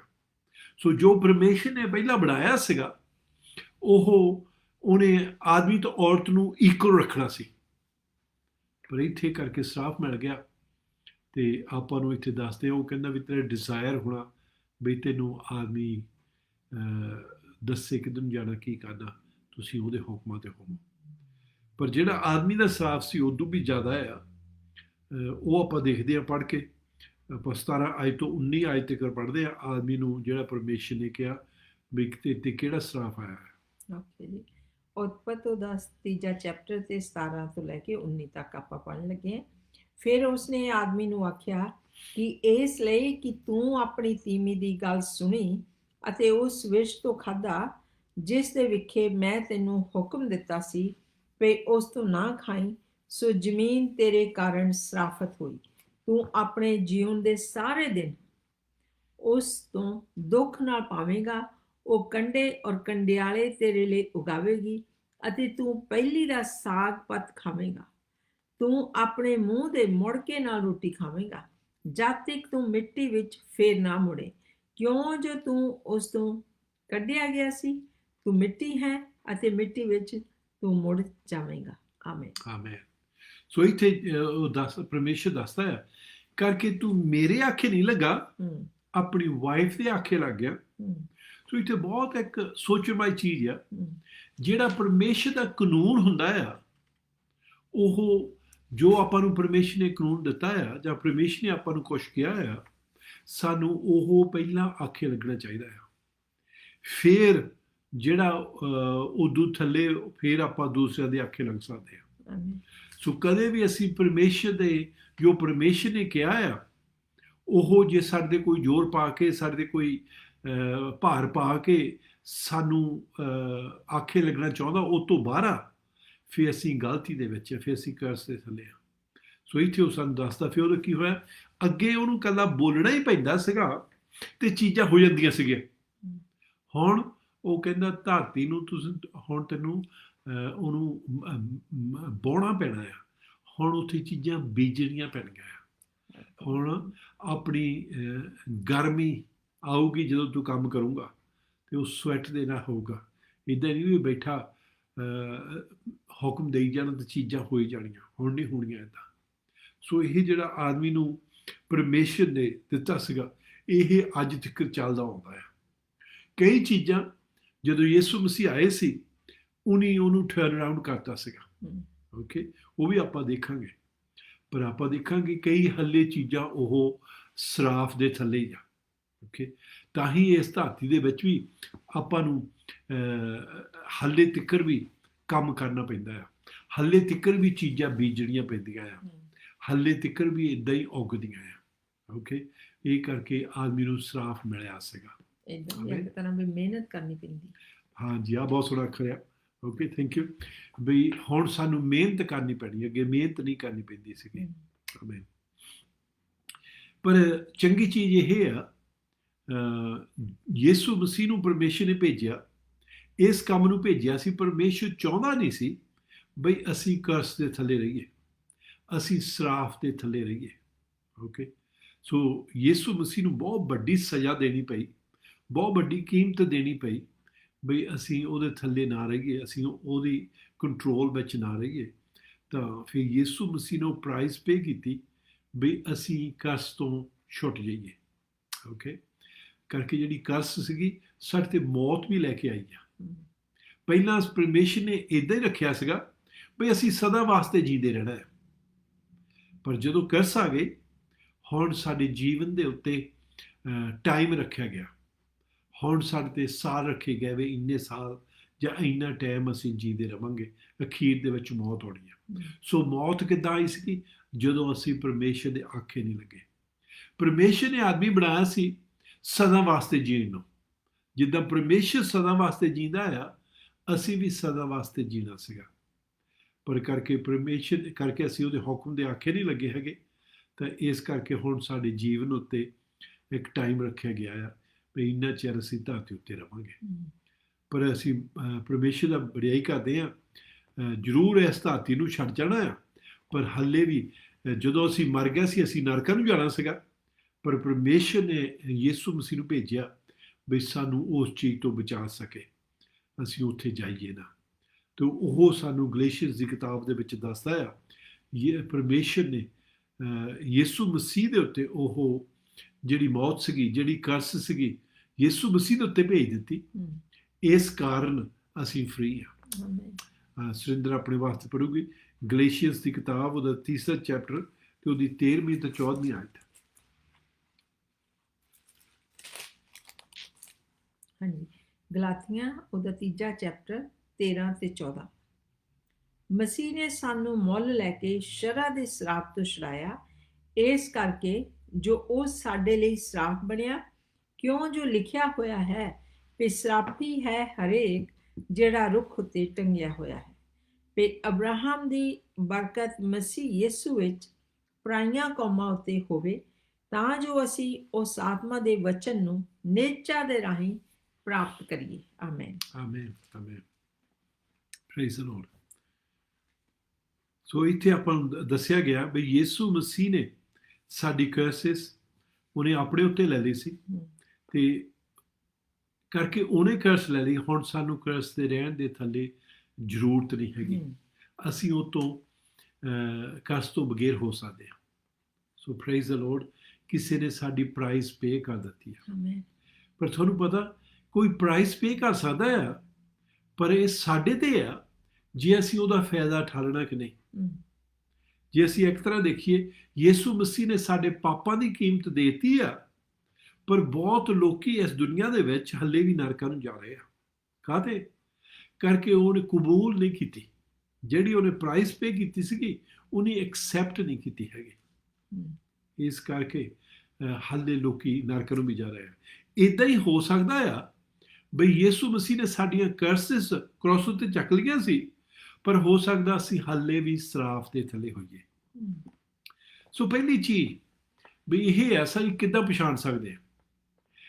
ਫਰਜ਼ ਰੱਖ ਲਓ, ਜੇ ਸਾਡੇ ਮੁੜ ਕੇ ਕੋਈ ਚੀਜ਼ ਬਾਰ-ਬਾਰ ਹੋਈ ਜਾਂਦੀ ਆ, ਇਹਦਾ ਮਤਲਬ ਹੋ ਸਕਦਾ ਅਸੀਂ ਕਰਸ ਦੇ ਥੱਲੇ ਹੋਈਏ। ਓਕੇ, ਜੇ ਫਰਜ਼ ਰੱਖ ਲਓ ਤੁਹਾਡੀ ਲੱਤ 3 ਵਾਰੀ ਟੁੱਟ ਗਈ ਆ, ਫਿਰ ਤੁਸੀਂ ਜ਼ਰੂਰ ਕਰਸ ਦੇ ਥੱਲੇ ਆ। ਜੇ ਤੁਹਾਡਾ ਐਕਸੀਡੈਂਟ ਬਾਹਰ ਤੋਂ ਬਾਹਰ ਹੋਈ ਜਾਂਦਾ, ਫਿਰ ਇਟਸ ਅ ਗੁੱਡ ਚਾਂਸ ਵੀ ਤੁਸੀਂ ਕਰਸ ਦੇ ਥੱਲੇ ਆ। ਜੇ ਤੁਸੀਂ ਬਹੁਤ ਕਮਾਉਂਦੇ ਆ ਪਰ ਉਹ ਸਾਰੇ ਉੱਦਾਂ ਹੀ ਜਾਈ ਜਾਂਦੇ ਆ, ਫਿਰ ਹੋ ਸਕਦਾ ਤੁਸੀਂ ਕਰਸ ਦੇ ਥੱਲੇ ਆ। ਸੋ ਇੱਦਾਂ ਆਪਾਂ ਪਛਾਣ ਸਕਦੇ ਹਾਂ, ਦੇਖ ਸਕਦੇ ਹਾਂ ਵੀ ਕੀ ਗੱਲ ਆ, ਬਈ ਇਹ ਕਰਸ ਦੇ ਕਿੱਦਾਂ ਥੱਲੇ ਆ ਗਏ, ਤੇ ਫਿਰ ਅਸੀਂ ਛੁਟਕਾਰਾ ਪਾ ਸਕਦੇ ਕਰਕੇ ਯਿਸੂ ਮਸੀਹ ਨੇ ਸਾਡੇ ਵਾਸਤੇ ਖਰੀਦਿਆ ਆ ਬਈ ਅਸੀਂ ਇਸ ਕਰਸ ਦੇ ਥੱਲੇ ਰਹੀਏ ਨਾ। ਮੈਂ ਇੱਥੇ ਮਾੜੀ ਜਿਹੀ ਸਟੋਰੀ ਦੱਸਦਾ ਹਾਂ। 1982 ਦੀ ਗੱਲ ਆ। 1982 ਦੇ ਵਿੱਚ ਮੇਰੇ 7 ਐਕਸੀਡੈਂਟ ਹੋਏ। ਤੇ ਜਿੱਥੇ ਵੀ ਮੈਂ ਜਾਂਦਾ ਹੁੰਦਾ ਸੀ, ਮੈਂ ਸਾਰਿਆਂ ਨੂੰ, ਜਿੱਥੇ ਵੀ ਅਗਲੇ ਆਪਣੀਆਂ ਕਹਾਣੀਆਂ ਦੱਸਣੀਆਂ, ਮੈਂ ਆਪਣੀ ਕਹਾਣੀ ਦੱਸਦਾ ਹੁੰਦਾ ਸੀ ਮੇਰੇ 7 ਐਕਸੀਡੈਂਟ ਕਿੱਦਾਂ ਹੋਏ। ਤੇ ਨਾਲ ਮੈਂ ਪ੍ਰੇ ਕਰਦਾ ਹੁੰਦਾ ਸੀ, ਪ੍ਰਭੂ ਮੇਰੇ ਐਕਸੀਡੈਂਟ ਕਾਹਦੇ ਹੋਈ ਜਾਂਦੇ, ਮੈਨੂੰ ਬਚਾਓ। ਓਕੇ, ਇੱਕ ਦਿਨ ਪ੍ਰਭੂ ਨੇ ਮੈਨੂੰ ਝਿੜਕਿਆ, ਮੈਨੂੰ ਕਹਿੰਦਾ ਅੱਜ ਤੋਂ ਲਾ ਕੇ ਆਪਣੇ ਐਕਸੀਡੈਂਟਾਂ ਦੀ ਗੱਲ ਨਾ ਕਰੀ। ਅੱਜ ਤੋਂ ਲਾ ਕੇ ਤੂੰ ਕਹੀਂ ਬਈ ਇਸ ਜਿਹੜਾ ਪਰਮੇਸ਼ਰ ਨੇ ਮੈਨੂੰ ਸਵਰਗਦੂਤ ਦਿੱਤਾ ਹੈ, ਮੇਰੇ 4 ਚੁਫੇਰੇ ਰਹਿੰਦਾ ਤੇ ਮੈਨੂੰ ਬੁਰੀ ਬਲਾ ਤੋਂ ਬਚਾ ਕੇ ਰੱਖਦਾ। ਤੇ ਬਹੁਤ ਔਖਾ ਸੀ ਕਰਕੇ ਜਦੋਂ 4 ਆਦਮੀ ਬੈਠੇ ਹੁਣ ਆਪਣੀਆਂ ਕਹਾਣੀਆਂ ਦੱਸਦੇ, ਹੁਣ ਤੁਸੀਂ ਵੀ ਦੱਸਣੀ ਚਾਹੁੰਦੇ, ਮੈਂ ਵੀ ਦੱਸਣੀ ਚਾਹੁੰਦਾ ਸੀ, ਪਰ ਮੈਂ ਆਪਣੀ ਜੀਭ ਤੇ ਕੰਟਰੋਲ ਕਰਕੇ ਮੈਂ ਬੋਲਣਾ ਨਹੀਂ, ਮੈਂ ਕੁਛ ਕਹਿਣਾ ਨਹੀਂ ਹੈਗਾ। ਜੇ ਮੈਂ ਕੁਛ ਕਹਿਣਾ, ਮੈਂ ਇਹੀ ਕਹਿਣਾ ਪਰਮੇਸ਼ਰ ਦਾ ਸਵਰਗਦੂਤ ਮੇਰੇ 4 ਚੁਫੇਰੇ ਆ ਤੇ ਮੈਨੂੰ ਬੁਰੀ ਬਲਾ ਤੋਂ ਬਚਾ ਕੇ ਰੱਖਦਾ, ਮੈਨੂੰ ਐਕਸੀਡੈਂਟ ਤੋਂ ਬਚਾ ਕੇ ਰੱਖਦਾ। 6 ਮਹੀਨੇ ਮੈਂ ਕਹਿੰਦਾ ਰਿਹਾ ਤੇ ਮੈਨੂੰ ਕੋਈ ਫਰਕ ਨਹੀਂ ਦੱਸਿਆ। ਇੱਕ ਦਿਨ ਮੈਂ ਕ੍ਰੋਸ ਰੋਡ ਪਾਸ ਕਰਨ ਲੱਗਾ ਕਾਰ ਦੇ ਵਿੱਚ, ਮੈਂ ਥੋੜ੍ਹੀ ਕਾਹਲੀ ਵਿੱਚ ਸੀਗਾ ਤੇ ਮੈਂ ਇੱਦਾਂ ਦੇਖਿਆ, ਪਰ ਹਾਲ ਨਾਲ ਨਹੀਂ ਦੇਖਿਆ। ਬਹੁਤ ਕਾਲੀ ਚਿੱਟੀ ਵੈਨ ਆ ਰਹੀ ਸੀ ਤੇ ਮੈਂ ਰੋਡ ਦੇ ਗੱਭੇ ਆਪਣੀ ਕਾਰ ਲੈ ਗਿਆ। ਜਦੋਂ ਮੈਂ ਦੇਖਿਆ ਉਹਨੇ ਮੇਰੇ ਗੱਭੇ ਵਿੱਚ ਆ ਕੇ ਲੱਗਣਾ, ਤੇ ਮੇਰੇ ਕੋਲ ਉਸ ਵੇਲੇ ਕੋਈ ਚਾਂਸ ਨਹੀਂ ਸੀ ਕੁਛ ਵੀ ਕਰਨ ਨੂੰ, ਪਰ ਮੈਂ ਇੱਦਾਂ ਹੀ ਕਿਹਾ ਜੀਸਸ, ਤੇ ਕਿਸੇ ਨੇ ਮੇਰੀ ਕਾਰ ਚੱਕ ਕੇ ਇੱਕ ਪਾਸੇ ਨੂੰ ਇੱਦਾਂ ਕਰਤੀ, ਜਿਹੜੀ ਵੈਨ ਸੀਗੀ ਸਿੱਧੀ ਲੰਘ ਗਈ। ਕੀ ਹੋਇਆ? ਮੈਂ ਯਕੀਨ ਰੱਖਦਾ, ਮੈਂ ਦੇਖਿਆ ਨਹੀਂ ਪਰ ਮੈਂ ਯਕੀਨ ਰੱਖਦਾ ਸਵਰਗਦੂਤ ਨੇ ਮੇਰੀ ਵੈਨ ਚੱਕ ਕੇ ਦੂਏ ਪਾਸੇ ਕਰਤੀ, ਮੇਰਾ ਐਕਸੀਡੈਂਟ ਨਾ ਹੋਵੇ। ਕੀ ਹੋਇਆ? ਮੇਰੇ ਐਕਸੀਡੈਂਟ ਹੋਣੋਂ ਹਟ ਗਏ, ਜਿਹੜੀ ਕਰਸ ਸੀਗੀ ਉਹ ਟੁੱਟ ਗਈ। ਸੱਚੀ ਜੇ ਅਸੀਂ ਉਹਨਾਂ ਚੀਜ਼ਾਂ ਦੇ ਬਾਰੇ ਰੋਂਗ ਕਨਫੈਸ ਕਰੀ ਜਾਂਦੇ ਆ ਤੇ ਉਹ ਜਾਣੀ ਨਹੀਂ ਹੈਗੀ। ਤੇ ਪ੍ਰੇ ਕੀਤਾ ਯਿਸੂ ਮਸੀਹ ਨੇ, ਕੀਮਤ ਦਿੱਤੀ ਹੋਈ ਆ, ਪਰ ਸਾਨੂੰ ਉਹਦੇ ਬਾਰੇ ਕੁਝ ਕਰਨ ਦੀ ਜ਼ਰੂਰਤ ਆ। ਜੇ ਅਸੀਂ ਬਲੀਵ ਕਰਦੇ ਆ ਸਾਡੇ ਤੇ ਕਰਸ ਆ ਹੀ ਨਹੀਂ ਸਕਦੀ ਹੈਗੀ, ਓਕੇ, ਫਿਰ ਉਹਦਾ ਮਤਲਬ ਹੋਣਾ ਅਸੀਂ ਕੁਝ ਕਰਨਾ ਨਹੀਂ ਉਹਦੇ ਬਾਰੇ। ਸਾਡੇ ਹੱਥ ਵਿੱਚੋਂ ਚੀਜ਼ਾਂ ਜਾਈ ਜਾਣੀਆਂ, ਅਸੀਂ ਗਵਾਈ ਜਾਣੀਆਂ, ਤੇ ਕਰਸ ਸਾਡੇ ਉੱਤੇ ਰਹਿਣੀਆਂ। ਓਕੇ, ਸੋ ਇਹਦਾ ਕੀ ਮਤਲਬ ਸਾਨੂੰ ਉਹ ਕਬੂਲ ਕਰਨੀ ਪੈਣੀ, ਸਾਨੂੰ ਰਿਸੀਵ ਕਰਨੀ ਪੈਣੀ ਆ ਵੀ ਸਾਨੂੰ ਕਹਿਣਾ ਪੈਣਾ ਪਰ ਹੁਣ ਮੈਂ ਕਰਸ ਦੇ ਥੱਲੇ ਨਹੀਂ ਹੈਗਾ। ਯਿਸੂ ਮਸੀਹ ਦੇ ਨਾਂ ਦੇ ਵਿੱਚ ਉਹਨੇ ਮੇਰੀ ਕਰਸਿਸ ਲਈ ਹੋਈ ਆ ਤੇ ਮੇਰੇ ਹੱਥ ਵਿੱਚ ਬਰਕਤਾਂ ਆ। ਸੋ ਇੱਥੇ 14ਵੀਂ ਆਇਤ ਦੇ ਵਿੱਚ ਆਪਾਂ ਕੀ ਪੜ੍ਹਿਆ ਸੀ, ਹੁਣ ਸਾਨੂੰ ਏਬਰਾਹਮ ਦੀਆਂ ਬਰਕਤਾਂ ਮਿਲਣਗੀਆਂ। ਪੜ੍ਹਿਓ ਤਾਂ ਜੀ। ਹਾਂਜੀ, ਇਹ ਗਲੈਸ਼ੀਅਨਸ ਦਾ 3 ਚੈਪਟਰ ਤੇ ਉਹਦੀ 14ਵੀਂ ਆਇਤ ਵਿੱਚ ਪੜ੍ਹਨ ਲੱਗੀ ਹਾਂ ਕਿ ਅਬਰਾਹਮ ਦੀ ਬਰਕਤ ਮਸੀਹ ਯਿਸੂ ਵਿੱਚ ਪਰਾਈਆਂ ਕੌਮਾਂ ਉੱਤੇ ਹੋਵੇ ਤਾਂ ਜੋ ਅਸੀਂ ਉਸ ਆਤਮਾ ਦੇ ਵਚਨ ਨੂੰ ਨਿਸ਼ਚਾ ਦੇ ਰਾਹੀਂ ਪ੍ਰਾਪਤ ਕਰੀਏ। Amen, amen, amen, praise the Lord. So ਇੱਥੇ ਦੇਖ ਰਹੇ ਅਸੀਂ ਬਲੈਸਿੰਗ ਦੇ ਥੱਲੇ ਆ ਸਕਦੇ ਹਾਂ, ਕਰਸਿਸ ਸਾਡੇ ਤੋਂ ਫਿਨਿਸ਼ ਹੋ ਸਕਦੀਆਂ।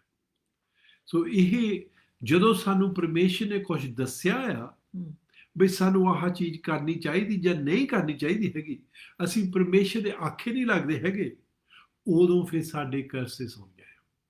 ਓਕੇ, ਸੋ ਸਿੰਪਲ ਹੈ। ਸੋ ਆਪਾਂ ਸਵਾਲ ਆਪਣਾ ਇਹ ਸੀਗਾ ਕਰਸਿਸ ਕਾਹਤੇ ਆਉਂਦੀਆਂ ਆ ਨਾ, ਹੁਣ ਆਪਾਂ ਨੂੰ ਪਤਾ ਲੱਗ ਗਿਆ। ਓਕੇ, ਇੱਕ ਮੈਂ ਹੋਰ ਥੋੜ੍ਹਾ ਜਿਹਾ ਨਮੂਨਾ ਲੈਣਾ ਆ ਜਿਹਦੇ ਨਾਲ ਸਾਨੂੰ ਸਮਝ ਲੱਗੂਗੀ ਵੀ ਹੋਰ ਵੀ ਕਿੱਦਾਂ ਕਰਸਿਸ ਹੁੰਦੀਆਂ ਆ। ਓਕੇ, ਕੂਚ ਦੀ ਕਿਤਾਬ ਉਹਦਾ 20ਵਾਂ chapter, The Book of Exodus, chapter 20, verse 1 to 6. ਹਾਂਜੀ, ਕੂਚ ਇਹ ਨਿਊ ਟੈਸਟਮੈਂਟ ਦੇ ਓਲਡ ਟੈਸਟਮੈਂਟ ਦੇ ਵਿੱਚ ਆ, ਬਿਗਿਨਿੰਗ ਦੇ ਵਿੱਚ ਹੀ ਆ। ਉਹਦਾ 20ਵਾਂ ਚੈਪਟਰ 1 ਤੋਂ ਲੈ ਕੇ 6, 1 ਤੋਂ 6। ਹਾਂਜੀ, ਫਿਰ ਪਰਮੇਸ਼ਵਰ ਇਹ ਸਾਰੀਆਂ ਗੱਲਾਂ ਬੋਲਿਆ ਕਿ ਮੈਂ ਯਹੋਵਾ ਤੇਰਾ ਪਰਮੇਸ਼ਰ ਹਾਂ, ਜਿਹੜਾ ਤੈਨੂੰ ਮਿਸਰ ਦੇਸ਼ ਤੋਂ ਗੁਲਾਮੀ ਦੇ ਘਰ ਤੋਂ ਕੱਢ ਲਿਆਇਆ ਹਾਂ। ਮੇਰੇ ਸਨਮੁਖ ਤੇਰੇ ਲਈ ਦੂਜੇ ਦੇਵਤੇ ਨਾ ਹੋਣ। ਤੂੰ ਆਪਣੇ ਲਈ ਉਕਰੀ ਹੋਈ ਮੂਰਤ ਨਾ ਬਣਾ, ਨਾ ਕਿਸੇ ਚੀਜ਼ ਦੀ ਸੂਰਤ ਜਿਹੜੀ ਉੱਪਰ ਆਕਾਸ਼ ਵਿੱਚ ਅਤੇ ਜਿਹੜੀ ਹੇਠਾਂ ਧਰਤੀ ਉੱਤੇ ਅਤੇ ਜਿਹੜੀ ਧਰਤੀ ਦੇ ਹੇਠਲੇ ਪਾਣੀਆਂ ਵਿੱਚ ਹੈ। ਨਾ ਤੂੰ ਉਹਨਾਂ ਦੇ ਅੱਗੇ ਮੱਥਾ ਟੇਕ, ਨਾ ਉਹਨਾਂ ਦੀ ਪੂਜਾ ਕਰ, ਕਿਉਂ ਜੋ ਮੈਂ ਯਹੋਵਾ ਤੇਰਾ ਪਰਮੇਸ਼ਵਰ ਅਣਖ ਵਾਲਾ ਪਰਮੇਸ਼ਰ ਹਾਂ, ਜਿਹੜਾ ਪਿਓ ਦਾਦਿਆਂ ਦੀ ਬੁਰਾਈ ਨੂੰ ਬੱਚਿਆਂ ਉੱਤੇ ਅਤੇ ਆਪਣੇ ਵੈਰੀਆਂ ਦੀ 3 ਅਤੇ 4 ਪੀੜ੍ਹੀ ਉੱਤੇ ਲਿਆਉਂਦਾ ਹਾਂ, ਪਰ ਹਜ਼ਾਰਾਂ ਉੱਤੇ ਜਿਹੜੇ ਮੇਰੇ ਨਾਲ ਪ੍ਰੀਤ ਭਾਲਦੇ ਤੇ ਮੇਰੇ ਹੁਕਮਾਂ ਨੂੰ ਮੰਨਦੇ ਹਨ, ਦਇਆ ਕਰਦਾ ਹਾਂ। Amen, amen. ਸੋ ਇੱਥੇ ਇੱਕ ਪਰਮੇਸ਼ਰ ਹੋਰ ਚੀਜ਼ ਦੱਸਦਾ ਆ। ਉਹ ਕਹਿੰਦਾ ਜਿਹੜਾ ਉਹਦਾ ਪਹਿਲਾ ਹੁਕਮ ਸੀਗਾ ਜਿੱਥੇ ਮੂਸਾ ਨੂੰ ਦਿੱਤਾ ਉਹਨੇ, ਉਹ ਕਹਿੰਦਾ ਵੀ ਤੁਸੀਂ ਕੋਈ ਮੂਰਤ ਬਣਾ ਕੇ ਉਹਨੂੰ ਪੂਜਣਾ ਨਹੀਂ ਹੈਗਾ। ਓਕੇ, ਬੇਸ਼ੱਕ ਦੀ ਕਹਿੰਦਾ ਉਹ ਧਰਤੀ 'ਚ ਥੱਲਿਓਂ ਆਈ ਹੋਵੇ ਜਾਂ ਸਮੁੰਦਰੋਂ ਡਿੱਗੀ ਹੋਵੇ, ਅਸਮਾਨ ਤੋਂ ਡਿੱਗੀ ਹੋਵੇ, ਜਾਂ ਉਹ ਸਮੁੰਦਰ ਦੇ ਵਿੱਚੋਂ ਨਿਕਲੀ ਚੀਜ਼ ਬਣਾਈ ਆਪਾਂ ਬਣਾਉਂਦੇ ਆ ਤੇ ਸ਼ਕਲ ਆਪਣੇ ਹੱਥਾਂ ਨਾਲ ਬਣਾ ਕੇ ਤੇ ਉਹਨੂੰ ਕਹਿਣਾ ਨਹੀਂ ਹੈਗਾ ਵੀ ਮੈਂ ਇਹਨੂੰ ਪੂਜਣਾ, ਇਹ ਪਰਮੇਸ਼ਰ ਹੈ।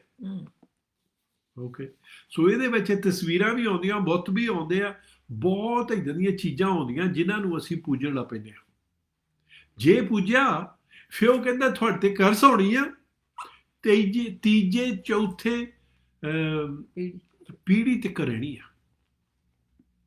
ਪਰ ਜੇ ਤੁਸੀਂ ਪਰਮੇਸ਼ਰ ਨਾਲ ਪਿਆਰ ਰੱਖਦੇ ਆ ਫਿਰ ਉਦੋਂ ਹੀ ਟੁੱਟ ਸਕਦੀ ਆ। ਸੋ ਇੱਥੇ ਅਸੀਂ ਦੇਖਦੇ ਹਾਂ ਬਈ ਕਿੱਦਾਂ ਕਰਸ ਆਉਂਦੀ ਆ। ਆਹ ਜਿਹੜੀ ਚੀਜ਼ ਆ ਬਾਹਲਾ ਆਪਣੇ ਲੋਕਾਂ ਦੇ ਕੋਲ ਮੈਂ ਕਹਿ ਸਕਦਾ ਹਾਂ ਇਹ ਪ੍ਰੋਬਲਮ ਜ਼ਿਆਦਾ ਆਉਂਦੀ ਆ। ਓਕੇ, ਕਈ ਵਾਰੀ ਅਸੀਂ ਪਛਾਣਦੇ ਜਾਣਦੇ ਨਹੀਂ ਹੈਗੇ। ਬਹੁਤ ਮਸੀਹਾਂ ਦੇ ਕੋਲ ਵੀ ਇਹ ਪ੍ਰੋਬਲਮ ਹੈਗੀ ਆ। ਕਾਹਤੇ ਕਰਕੇ ਉਹ ਵੀ ਬੁੱਤ ਬਣਾ ਕੇ, ਬੇਸ਼ੱਕ ਦੀ ਉਹ ਬਈ ਬਹੁਤ ਆਪਾਂ ਕਹਿ ਸਕਦੇ ਜੀਸਸ ਦਾ ਜਾਂ ਉਹ ਮੈਰੀ ਦਾ ਜਾਂ ਹੋਰ ਕਿਸੇ ਦਾ ਚੰਗੇ ਸੰਤ ਦਾ ਬਣਾ ਕੇ ਉਹਨੂੰ ਪੂਜਦੇ ਆ ਜਾਂ ਉਹਦੇ ਮੂਹਰੇ ਬੱਤੀਆਂ ਲਾਉਂਦੇ ਆ। ਇਸ ਸੇਮ ਥਿੰਗ, ਉਹੋ ਹੀ ਚੀਜ਼ ਆ ਕਰਕੇ ਪਹਿਲਾ ਹੁਕਮ ਜਿਹੜਾ ਸੀ ਉਹ ਤੋੜਦੇ ਆ। ਫਿਰ ਪਰਮੇਸ਼ਰ ਜ਼ਰੂਰ ਕਰਸ ਭੇਜਦਾ ਨਹੀਂ ਹੈਗਾ, ਪਰ ਸ਼ੈਤਾਨ ਜਾਂਦਾ ਆ, ਉਹ ਕਹਿੰਦਾ ਦੇਖੋ ਜੀ ਤੁਹਾਡੇ ਬਚਨ ਦੇ ਵਿੱਚ ਲਿਖਿਆ ਆ ਬਈ ਤੁਹਾਡੇ ਲੋਕਾਂ ਨੂੰ ਇਹ ਚੀਜ਼ਾਂ ਨਹੀਂ ਰੱਖਣੀਆਂ ਚਾਹੀਦੀਆਂ ਹੈਗੀਆਂ, ਪਰ ਉਹਨੇ ਫੇਰ ਵੀ ਰੱਖੀਆਂ ਆ। ਸੋ ਫਿਰ ਮੈਨੂੰ ਕਰਸ ਲਿਜਾ ਕੇ ਉਹਨਾਂ ਕੋਲ ਦੇਣੀ ਚਾਹੀਦੀ ਆ। ਪਰਮੇਸ਼ਰ ਬਹੁਤ ਵਾਰੀ ਉਹਨੂੰ ਡਿੱਕੀ ਰੱਖਦਾ, ਉਹਨੂੰ ਡੱਕ ਕੇ ਰੱਖਦਾ ਵੀ ਨਾ ਜਾਵੇ। ਪਰਮੇਸ਼ਰ ਕਹਿੰਦਾ ਉਹਨੂੰ ਹੋਰ ਟਾਈਮ ਦੇ, ਹੋਰ ਟਾਈਮ ਦੇ, ਤੇ ਆਪਣੇ ਨਾਲ ਉਹ ਗੱਲਾਂ ਕਰਦਾ ਹੁੰਦਾ ਵੀ ਇਸ ਚੀਜ਼ ਨੂੰ ਬਾਹਰ ਛੱਡ ਦਿਓ, ਇਸ ਚੀਜ਼ ਨੂੰ ਬਾਹਰ ਛੱਡ ਦਿਓ। ਤੇ ਅਸੀਂ ਕਹਿੰਦੇ ਨੇ ਹਾਂ ਬਲੇ ਸੀ, ਫਿਰ ਕੀ ਹੋ ਗਿਆ, ਅਸੀਂ ਕਿਹੜੇ ਪੂਜਦੇ ਹਾਂ, ਉੱਦੇ ਪਈ ਆ। ਓਕੇ, ਪਰ ਅਖੀਰ ਦੇ ਵਿੱਚ ਪਰਮੇਸ਼ਰ ਨੂੰ ਉਹਨੂੰ ਇਜਾਜ਼ਤ ਦੇਣੀ ਪੈਣੀ ਆ। ਜੇ ਕਿ ਕੋਰਟ ਦੇ ਵਿੱਚ ਜਾ ਕੇ ਉਹ ਅਪੀਲ ਕਰਦਾ ਆ, ਤੁਹਾਡਾ ਕਾਨੂੰਨ ਆਇਆ, ਜੇ ਉਹ ਕਾਨੂੰਨ ਰੱਖਦੇ ਨਹੀਂ ਹੈਗੇ ਤੇ ਜ਼ਰੂਰ ਅਸੀਂ ਥੋੜ੍ਹੇ ਚਿਰ ਕਿਸੇ ਤਰ੍ਹਾਂ ਡਿੱਕਾ ਪਾ ਸਕਦੇ ਹਾਂ, ਪਰ ਅਖੀਰ ਦੇ ਵਿੱਚ ਹਾਂ ਕਹਿਣਾ ਪੈਣਾ। ਸੋ ਇੱਥੇ ਦੇਖਦੇ ਹਾਂ ਅਸੀਂ ਕਿੱਦਾਂ ਕਰਸ ਆਉਂਦੀ ਆ। ਸੋ ਇੱਥੇ ਅਸੀਂ ਦੇਖਦੇ ਜਦੋਂ ਅਸੀਂ ਉਹਦਾ ਹੁਕਮ ਤੋੜਦੇ ਹਾਂ, ਬਹੁਤ ਵਾਰੀ ਮੈਂ ਦੇਖਿਆ ਆ ਬਈ ਬੇਸ਼ੱਕ ਦੀ ਸਾਡੇ ਕੋਲ ਐਕਸੀਡੈਂਟਲੀ ਸਾਡੇ ਕੋਲ ਚੀਜ਼ ਆ ਗਈ ਆ, ਜਾਂ ਕੋਈ ਆ ਕੇ ਪਲਾਂਟ ਕਰ ਗਿਆ, ਘਰ ਰੱਖ ਗਿਆ ਸਾਡੇ। ਅੱਜ ਕੱਲ੍ਹ ਬਹੁਤ ਚੀਜ਼ਾਂ ਇੱਦਾਂ ਹੁੰਦੀਆਂ। ਕਈ ਵਾਰੀ ਕਿਸੇ ਨੇ ਤਾਗਾ ਤਬੀਤ ਸਾਡੇ ਘਰ ਆ ਕੇ ਰੱਖ ਜਾਣਾ, ਕਾਹਤੇ ਸਾਡੇ ਘਰ ਸਰਾਫ ਆਵੇ, ਕਰਸ ਆਵੇ। ਇਸ ਕੰਮ ਨੂੰ ਉਹ ਰੱਖ ਕੇ ਜਾਂਦੇ ਆ।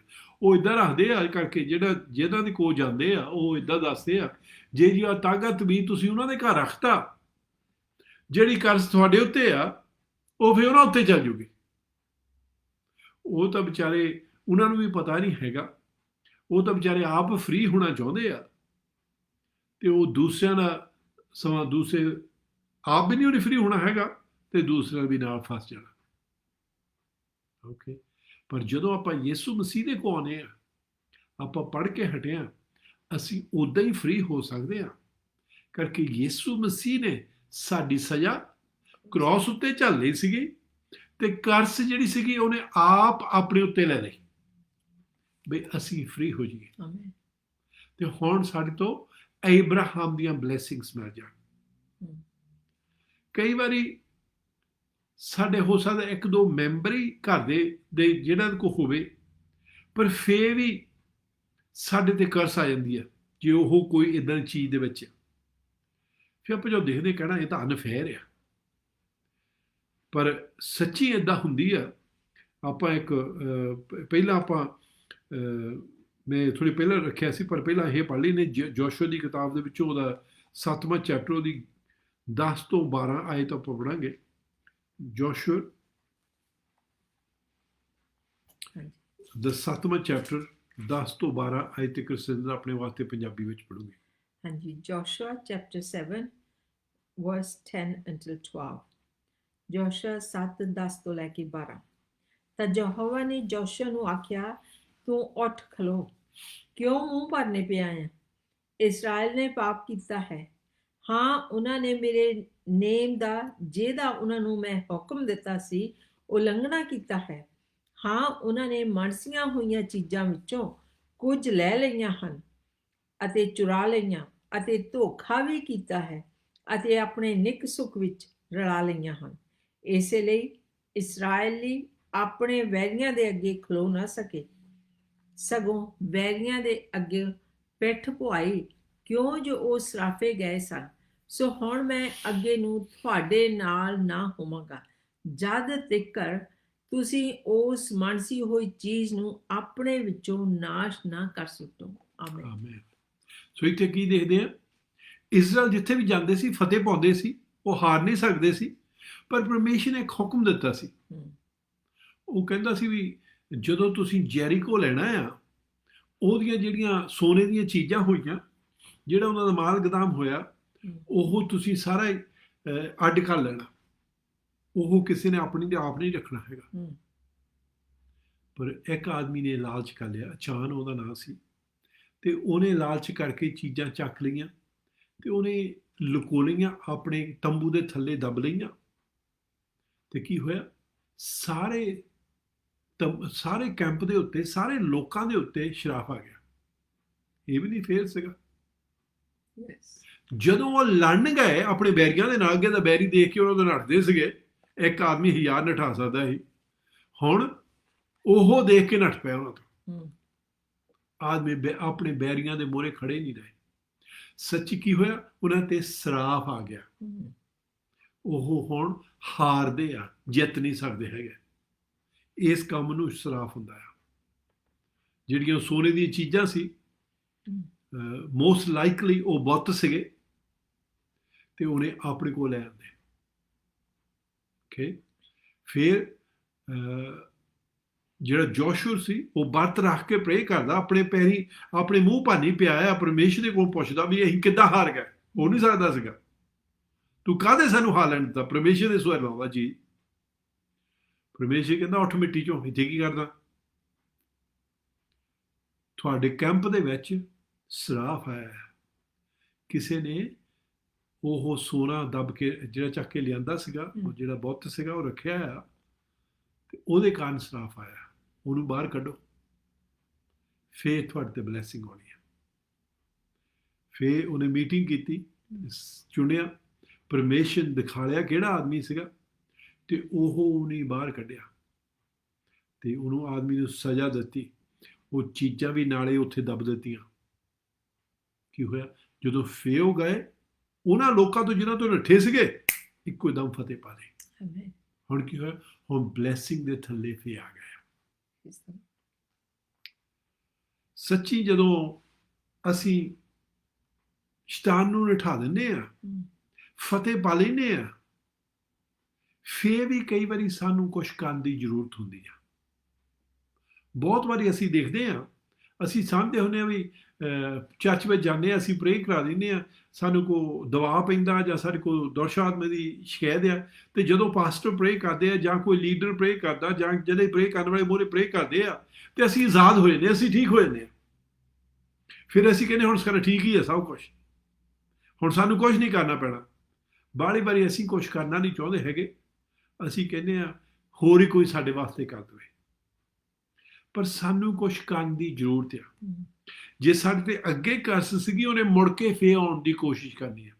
ਜੇ ਅੱਗੇ ਸਾਡੇ ਤੇ ਸ਼ੈਤਾਨ ਕੰਮ ਕਰਦਾ ਸੀਗਾ, ਉਹਨੇ ਮੁੜ ਕੇ ਫੇਰ ਆਉਣ ਦੀ ਸ਼ੈਤਾਨ ਨੇ ਕੰਮ ਕਰਨਾ ਹੈ, ਕੋਸ਼ਿਸ਼ ਕਰਨੀ। ਜੇ ਅਸੀਂ ਨਾ ਉਹਦੇ ਬਾਰੇ ਕੁਛ ਕੀਤਾ, ਉਹਨੇ ਆ ਜਾਣਾ। ਮੈਨੂੰ ਪਤਾ ਬਹੁਤ ਮੇਰੇ ਭੈਣ ਭਰਾ ਬਲੀਵ ਨਹੀਂ ਕਰਦੇ ਹੈਗੇ ਬਈ ਜਿਹੜੇ ਬੋਰਨ ਅਗੇਨ ਹੋਣ ਕ੍ਰਿਸਚੀਅਨਸ, ਉਹਨਾਂ ਤੇ ਆ ਨਹੀਂ ਸਕਦਾ ਹੈਗਾ। ਓਕੇ, ਪਰ ਜੇ ਅਸੀਂ ਆਪਣੇ ਜਗ੍ਹਾ ਨੂੰ ਗਾਰਡ ਨਾ ਕਰਕੇ ਰੱਖਿਆ, ਸਾਡੇ ਬੂਹੇ ਖੁੱਲੇ ਰਹੇ, ਉਹਨੇ ਆ ਜਾਣਾ ਹੈ। ਬੇਸ਼ੱਕ ਤੁਸੀਂ ਮੰਨਦੇ ਜਾਂ ਨਹੀਂ ਮੰਨਦੇ ਹੈਗੇ। ਜੀਸਸ ਨੇ ਇਸ ਤਰ੍ਹਾਂ ਸਮਝਾਇਆ ਸੀਗਾ, ਕੇਅਰਫੁਲੀ ਸੁਣਿਓ। ਮਥੀ ਦੀ ਕਿਤਾਬ, ਉਹਦਾ 12ਵਾਂ ਚੈਪਟਰ, ਤੇ ਉਹਦੀ ਮੈਥਿਊ ਚੈਪਟਰ 12 ਵਰਸ 43 to 45। ਹਾਂਜੀ, ਮਤੀ ਉਹਦਾ 12ਵਾਂ ਚੈਪਟਰ ਤੇ ਉਹਦੀ 42 ਤੋਂ ਲੈ ਕੇ 43, ਠੀਕ ਆ? 43 ਤੋਂ 42 ਤੋਂ ਪੜ੍ਹਦੇ ਸਰ। ਓਕੇ। ਦੱਖਣ ਦੀ ਰਾਣੀ ਅਦਾਲਤ ਵਿੱਚ ਇਸ ਪੀੜ੍ਹੀ ਦੇ ਲੋਕਾਂ ਨਾਲ ਉੱਠੇਗੀ ਅਤੇ ਇਹਨਾਂ ਨੂੰ ਦੋਸ਼ੀ ਠਹਿਰਾਵੇਗੀ, ਕਿਉਂ ਜੋ ਧਰਤੀ ਦੀ ਹੱਦੋਂ ਸੁਲੇਮਾਨ ਦਾ ਗਿਆਨ ਸੁਣ ਆਈ, ਅਤੇ ਵੇਖੋ ਇੱਥੇ ਸੁਲੇਮਾਨ ਨਾਲੋਂ ਵੀ ਇੱਕ ਵੱਡਾ ਹੈ। ਮਤੀ 12 ਹਾਂਜੀ ਪੜ੍ਹੋ। ਪਰ ਜਾਂ ਭ੍ਰਿਸ਼ਟ ਆਤਮਾ ਮਨੁੱਖ ਤੋਂ ਨਿਕਲ ਗਿਆ ਹੋਵੇ ਤਾਂ ਸੁੱਕੀਆਂ ਥਾਵਾਂ ਵਿੱਚ ਆਰਾਮ ਭਾਲਦਾ ਫਿਰਦਾ ਹੈ, ਪਰ ਨਹੀਂ ਲੱਭਦਾ।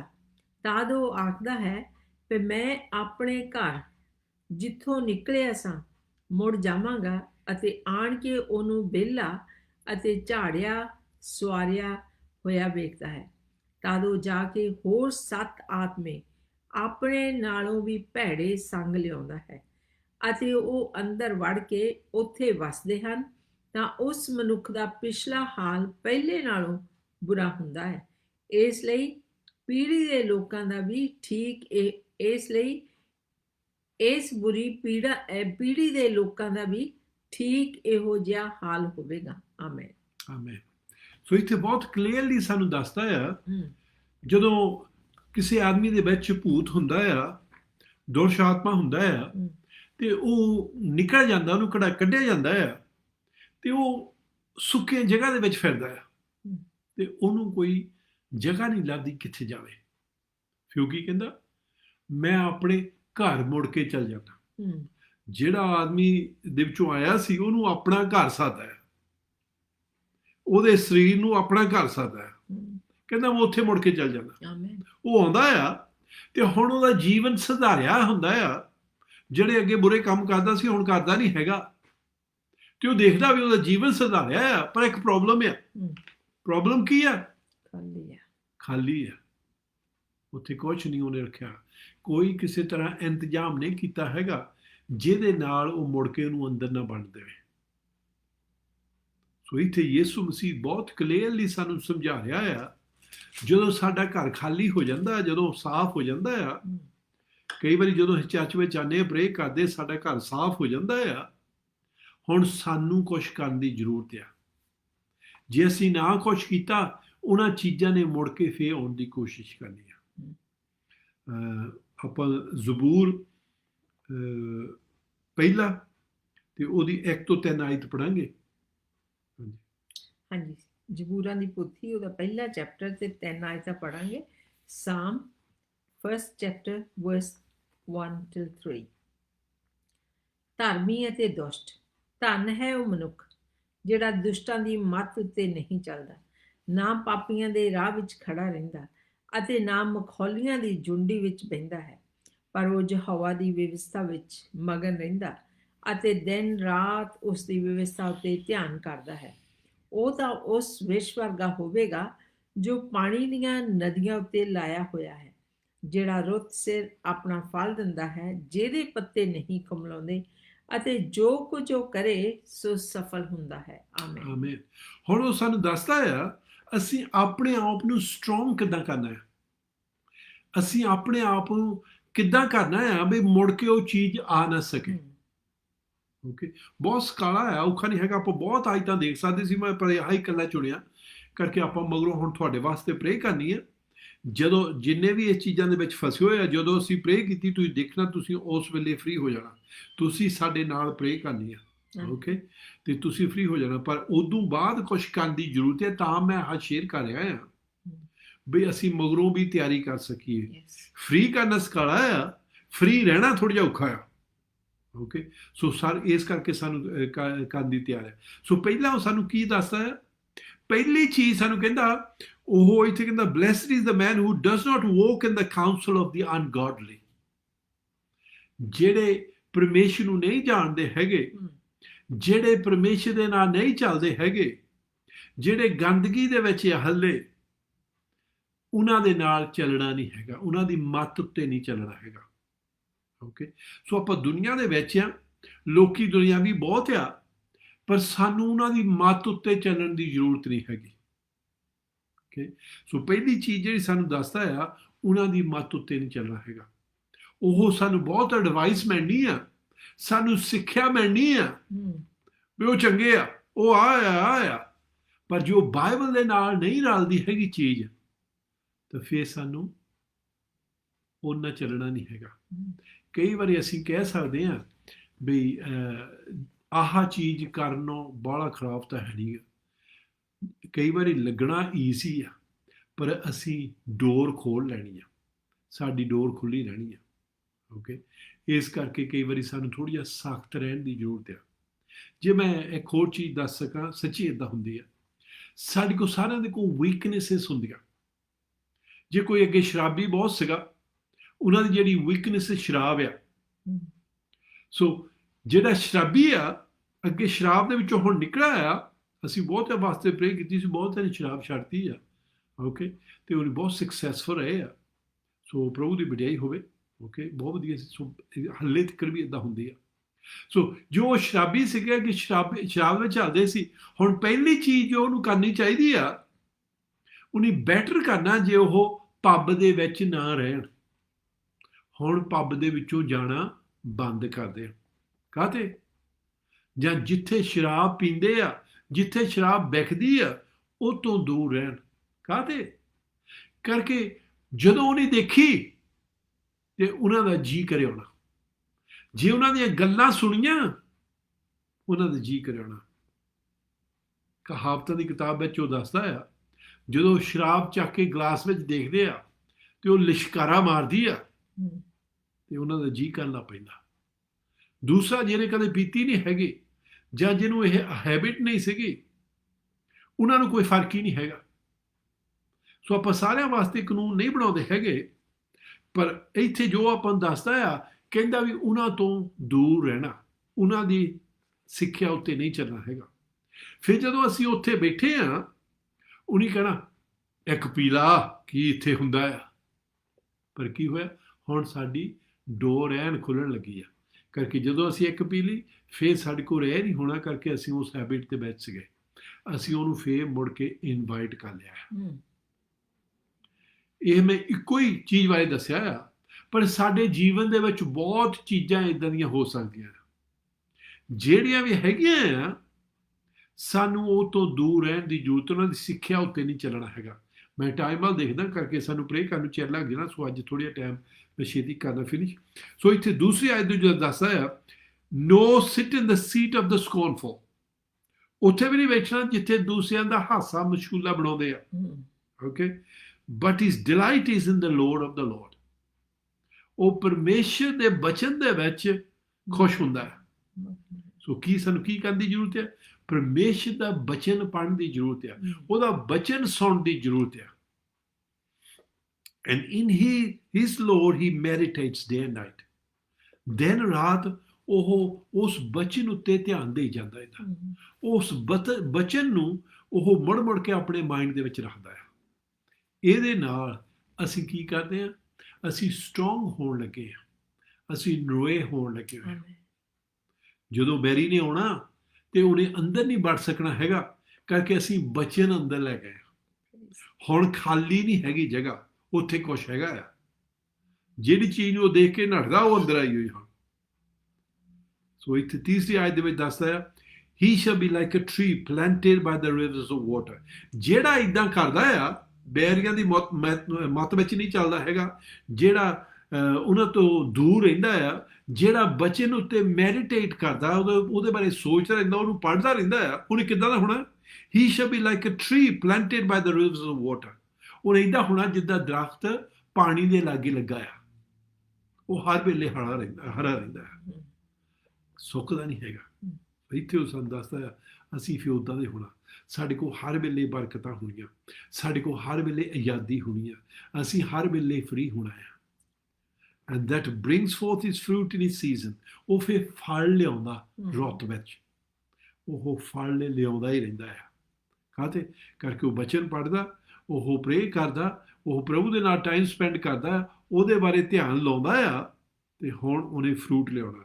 whose leaf shall not wither, ਤੇ ਉਹਦਾ ਜਿਹੜੇ ਪੱਤੇ ਆ ਉਹ ਕੁਮਲਾਉਂਦੇ ਨਹੀਂ ਹੈਗੇ, ਉਹ ਹਰੇ ਹੀ ਰਹਿੰਦੇ ਆ।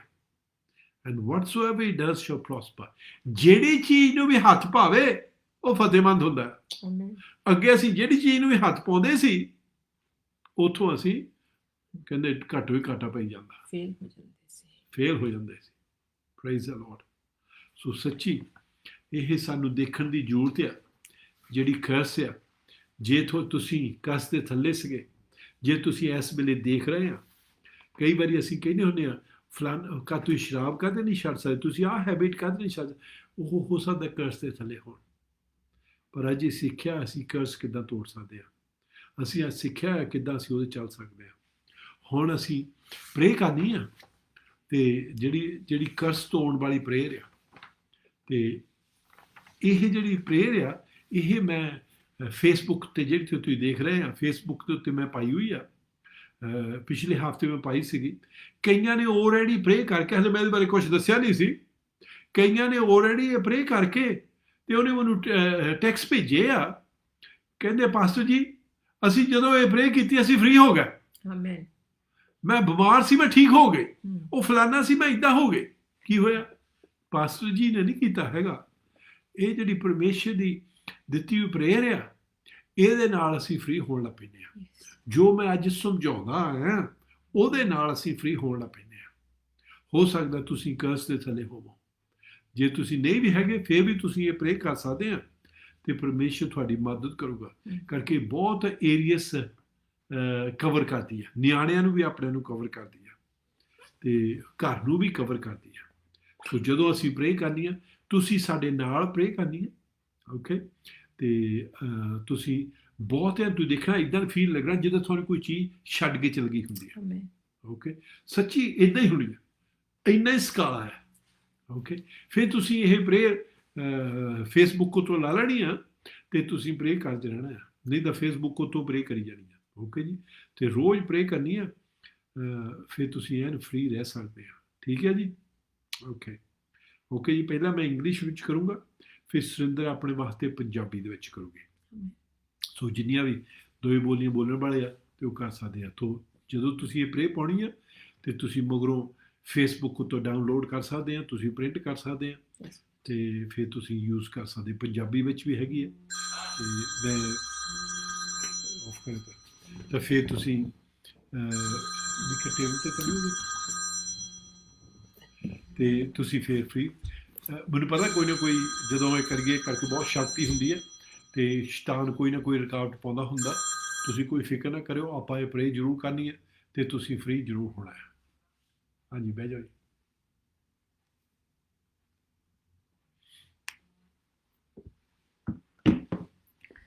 Thank you, Father. Sorry about that. Thank you, Father. Okay, ਜੀ ਕਰੀਏ ਪ੍ਰੇ? ਹਾਂਜੀ। Okay. Thank you, Father. Thank you, thank you, thank you, thank you. Okay ਜੀ, ਹੁਣ ਤੁਸੀਂ ਮੇਰੇ ਨਾਲ ਰਲ ਕੇ ਪ੍ਰੇ ਕਰਨੀ ਹੈ। ਜਦੋਂ ਮੈਂ ਪ੍ਰੇ ਕਰਦਾ, ਮੈਂ ਆਪਣੇ ਵਾਸਤੇ ਵੀ ਕਰਦਾ, ਤੁਹਾਡੇ ਵਾਸਤੇ ਵੀ ਕਰਦਾ। ਜਦੋਂ ਮੈਂ ਕਹਿੰਦਾ ਅਸੀਂ, ਤੁਸੀਂ ਨਾਲ ਰਲਦੇ ਹਾਂ। Amen. Okay ਜੀ। Heavenly Father, we come to you in the mighty name of Jesus by the power of his blood. You are our deliverer. You know all our problems and all the things that binds and torments and defies and harasses us. We confess that our bodies are the temple of the Holy Spirit, redeemed, cleansed, and sanctified, justified by the blood of Jesus. We refuse to accept anything from Satan. In the name of Jesus, we bind the principalities, the rulers of darkness of the world, all spiritual wickedness in high places. We bind the powers of the heavenlies, spirit of Antichrist, Jezebel spirit, death and hate spirit, spirit of Balaam, all familiar spirits and seductive spirits assigned to us. We bind you and render you harmless and ineffective against us, the family of God. We loosen ourselves from every dark spirit in us or around us in the name of Jesus. Since we are justified, redeemed, cleansed, sanctified by the blood of Jesus. Satan has no place in us or around us. He has no power over us. Through the blood of Jesus, we command him to flee right now in Jesus' name. In the name of Jesus, the Anointed One, I now rebuke, break, and loosen myself and surrender my wife, my church, my pastor, my family, my brothers and sisters, my children and grandchildren, and all those that are listening right now, from any and all evil curses, generation curses, charms, vexes, hexes, spells, jinx, psychic powers, bewitchments, witchcraft, sorceries that have been put upon us or by our family line from any person or persons from any occult source. In the name of Jesus, the Anointed One, we now address you, devils, witches, and cohorts. We know that you are attempting to harass the children of God and embarrass this family of God in order to smear, discredit. We're not ignorant of your tricks, your schemes, and your strategies. Now, in the name of Jesus, the Anointed One, we command you to stop your operations against us and against all those that are listening to us, and all your psychic commands and your incarnations, your prayers, your desires against this family of God be turned upon you and all those who sent them. Retreat, flee. You're defeated this moment. We also command the mouth of all who spread lies against this family of God be stopped in Jesus' name. And we rebuke all those who help you in the name of Jesus Christ. Amen. Amen amen. ਹਾਂਜੀ, ਹੁਣ ਆਪਾਂ ਪੰਜਾਬੀ ਚ ਪੜ੍ਹਨ ਲੱਗੇ, ਪਰ ਮੈਂ ਇੱਕ ਦੋ ਪਹਿਲਾਂ ਜਦੋਂ ਪਾਸਟਰ ਜੀ ਨੇ ਪ੍ਰਾਰਥਨਾ ਕੀਤੀ ਸੀ, ਮੈਨੂੰ ਇਦਾਂ ਲੱਗਾ ਸੀ ਕਿ ਇੱਕ ਦੋ ਜਣੇ ਹੈਗੇ ਆ ਜਿਨ੍ਹਾਂ ਨੂੰ ਆਤਮਾ ਸਤਾ ਰਹੀਆਂ ਸੀ ਤੇ ਉਹ ਖੇਲਣ ਲੱਗੇ ਸੀ। ਤੁਸੀਂ ਇਹਦੇ ਬਾਰੇ ਫਿਕਰ ਨਹੀਂ ਕਰਨਾ। ਹੁਣ ਮੈਂ ਫੇਰ ਪੰਜਾਬੀ ਚ ਪ੍ਰੇ ਕਰਨੀ, ਉਹਨਾਂ ਨੂੰ ਉੱਥੋਂ ਜਾਣਾ ਪੈਣਾ ਹੈ ਤੇ ਤੁਸੀਂ ਵੀ ਸਾਡੇ ਨਾਲ ਸਹਿਮਤ ਹੋਣਾ ਇਹ ਪ੍ਰਾਰਥਨਾ ਦੇ ਨਾਲ।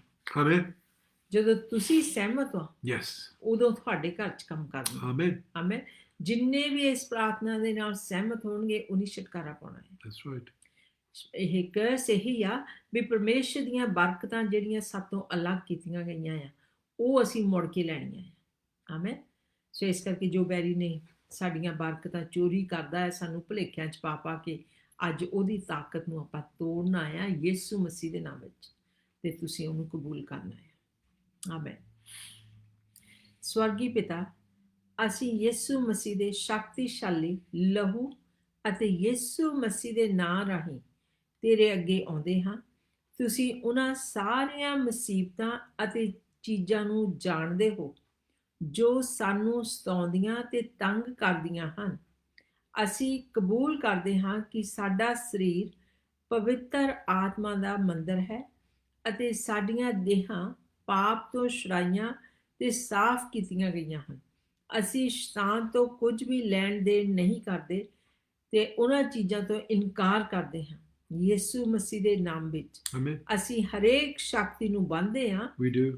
ਜਿਹੜੀ ਸ਼ੈਤਾਨ ਦੀ ਸ਼ਕਤੀ ਆ, ਅਤੇ ਸਾਰੀਆਂ ਕਮਜ਼ੋਰੀਆਂ ਜਿਹੜੀਆਂ ਸੰਸਾਰ ਦੀਆਂ ਹਨੇਰੇ ਥਾਵਾਂ ਵਿੱਚ ਸ਼ਕਤੀਸ਼ਾਲੀ ਹਨ, ਅਸੀਂ ਸ਼ੈਤਾਨੀ ਤਾਕਤ ਨੂੰ ਮਸੀਹ ਦੇ ਵਿਰੁੱਧ ਦਾਅਵੇ ਥੱਲੇ ਰੱਖਣ ਦੀ ਬਦਰੂ, ਜਾਜੀਬਲ ਬਦਰੂ, ਮੌਤ ਤੇ ਨਰਕ ਦੀ ਬਦਰੂ, ਸਰਾਫ ਦੇਣ ਵਾਲੀ ਬਦਰੂ, ਬਲਿਆਮ ਦੀ ਬਦਰੂ, Yeah. ਭਰਮਾਉਣ ਦੀ ਬਦਰੂ, ਹੋਰ ਵੀ ਇਦਾਂ ਦੀਆਂ ਬੁਰੀਆਂ ਬਦਰੂਹਾਂ ਜੋ ਸਾਡੇ ਪਰਿਵਾਰ ਮਗਰ ਲੱਗੀਆਂ ਹਨ, ਘੱਲੀਆਂ ਹਨ।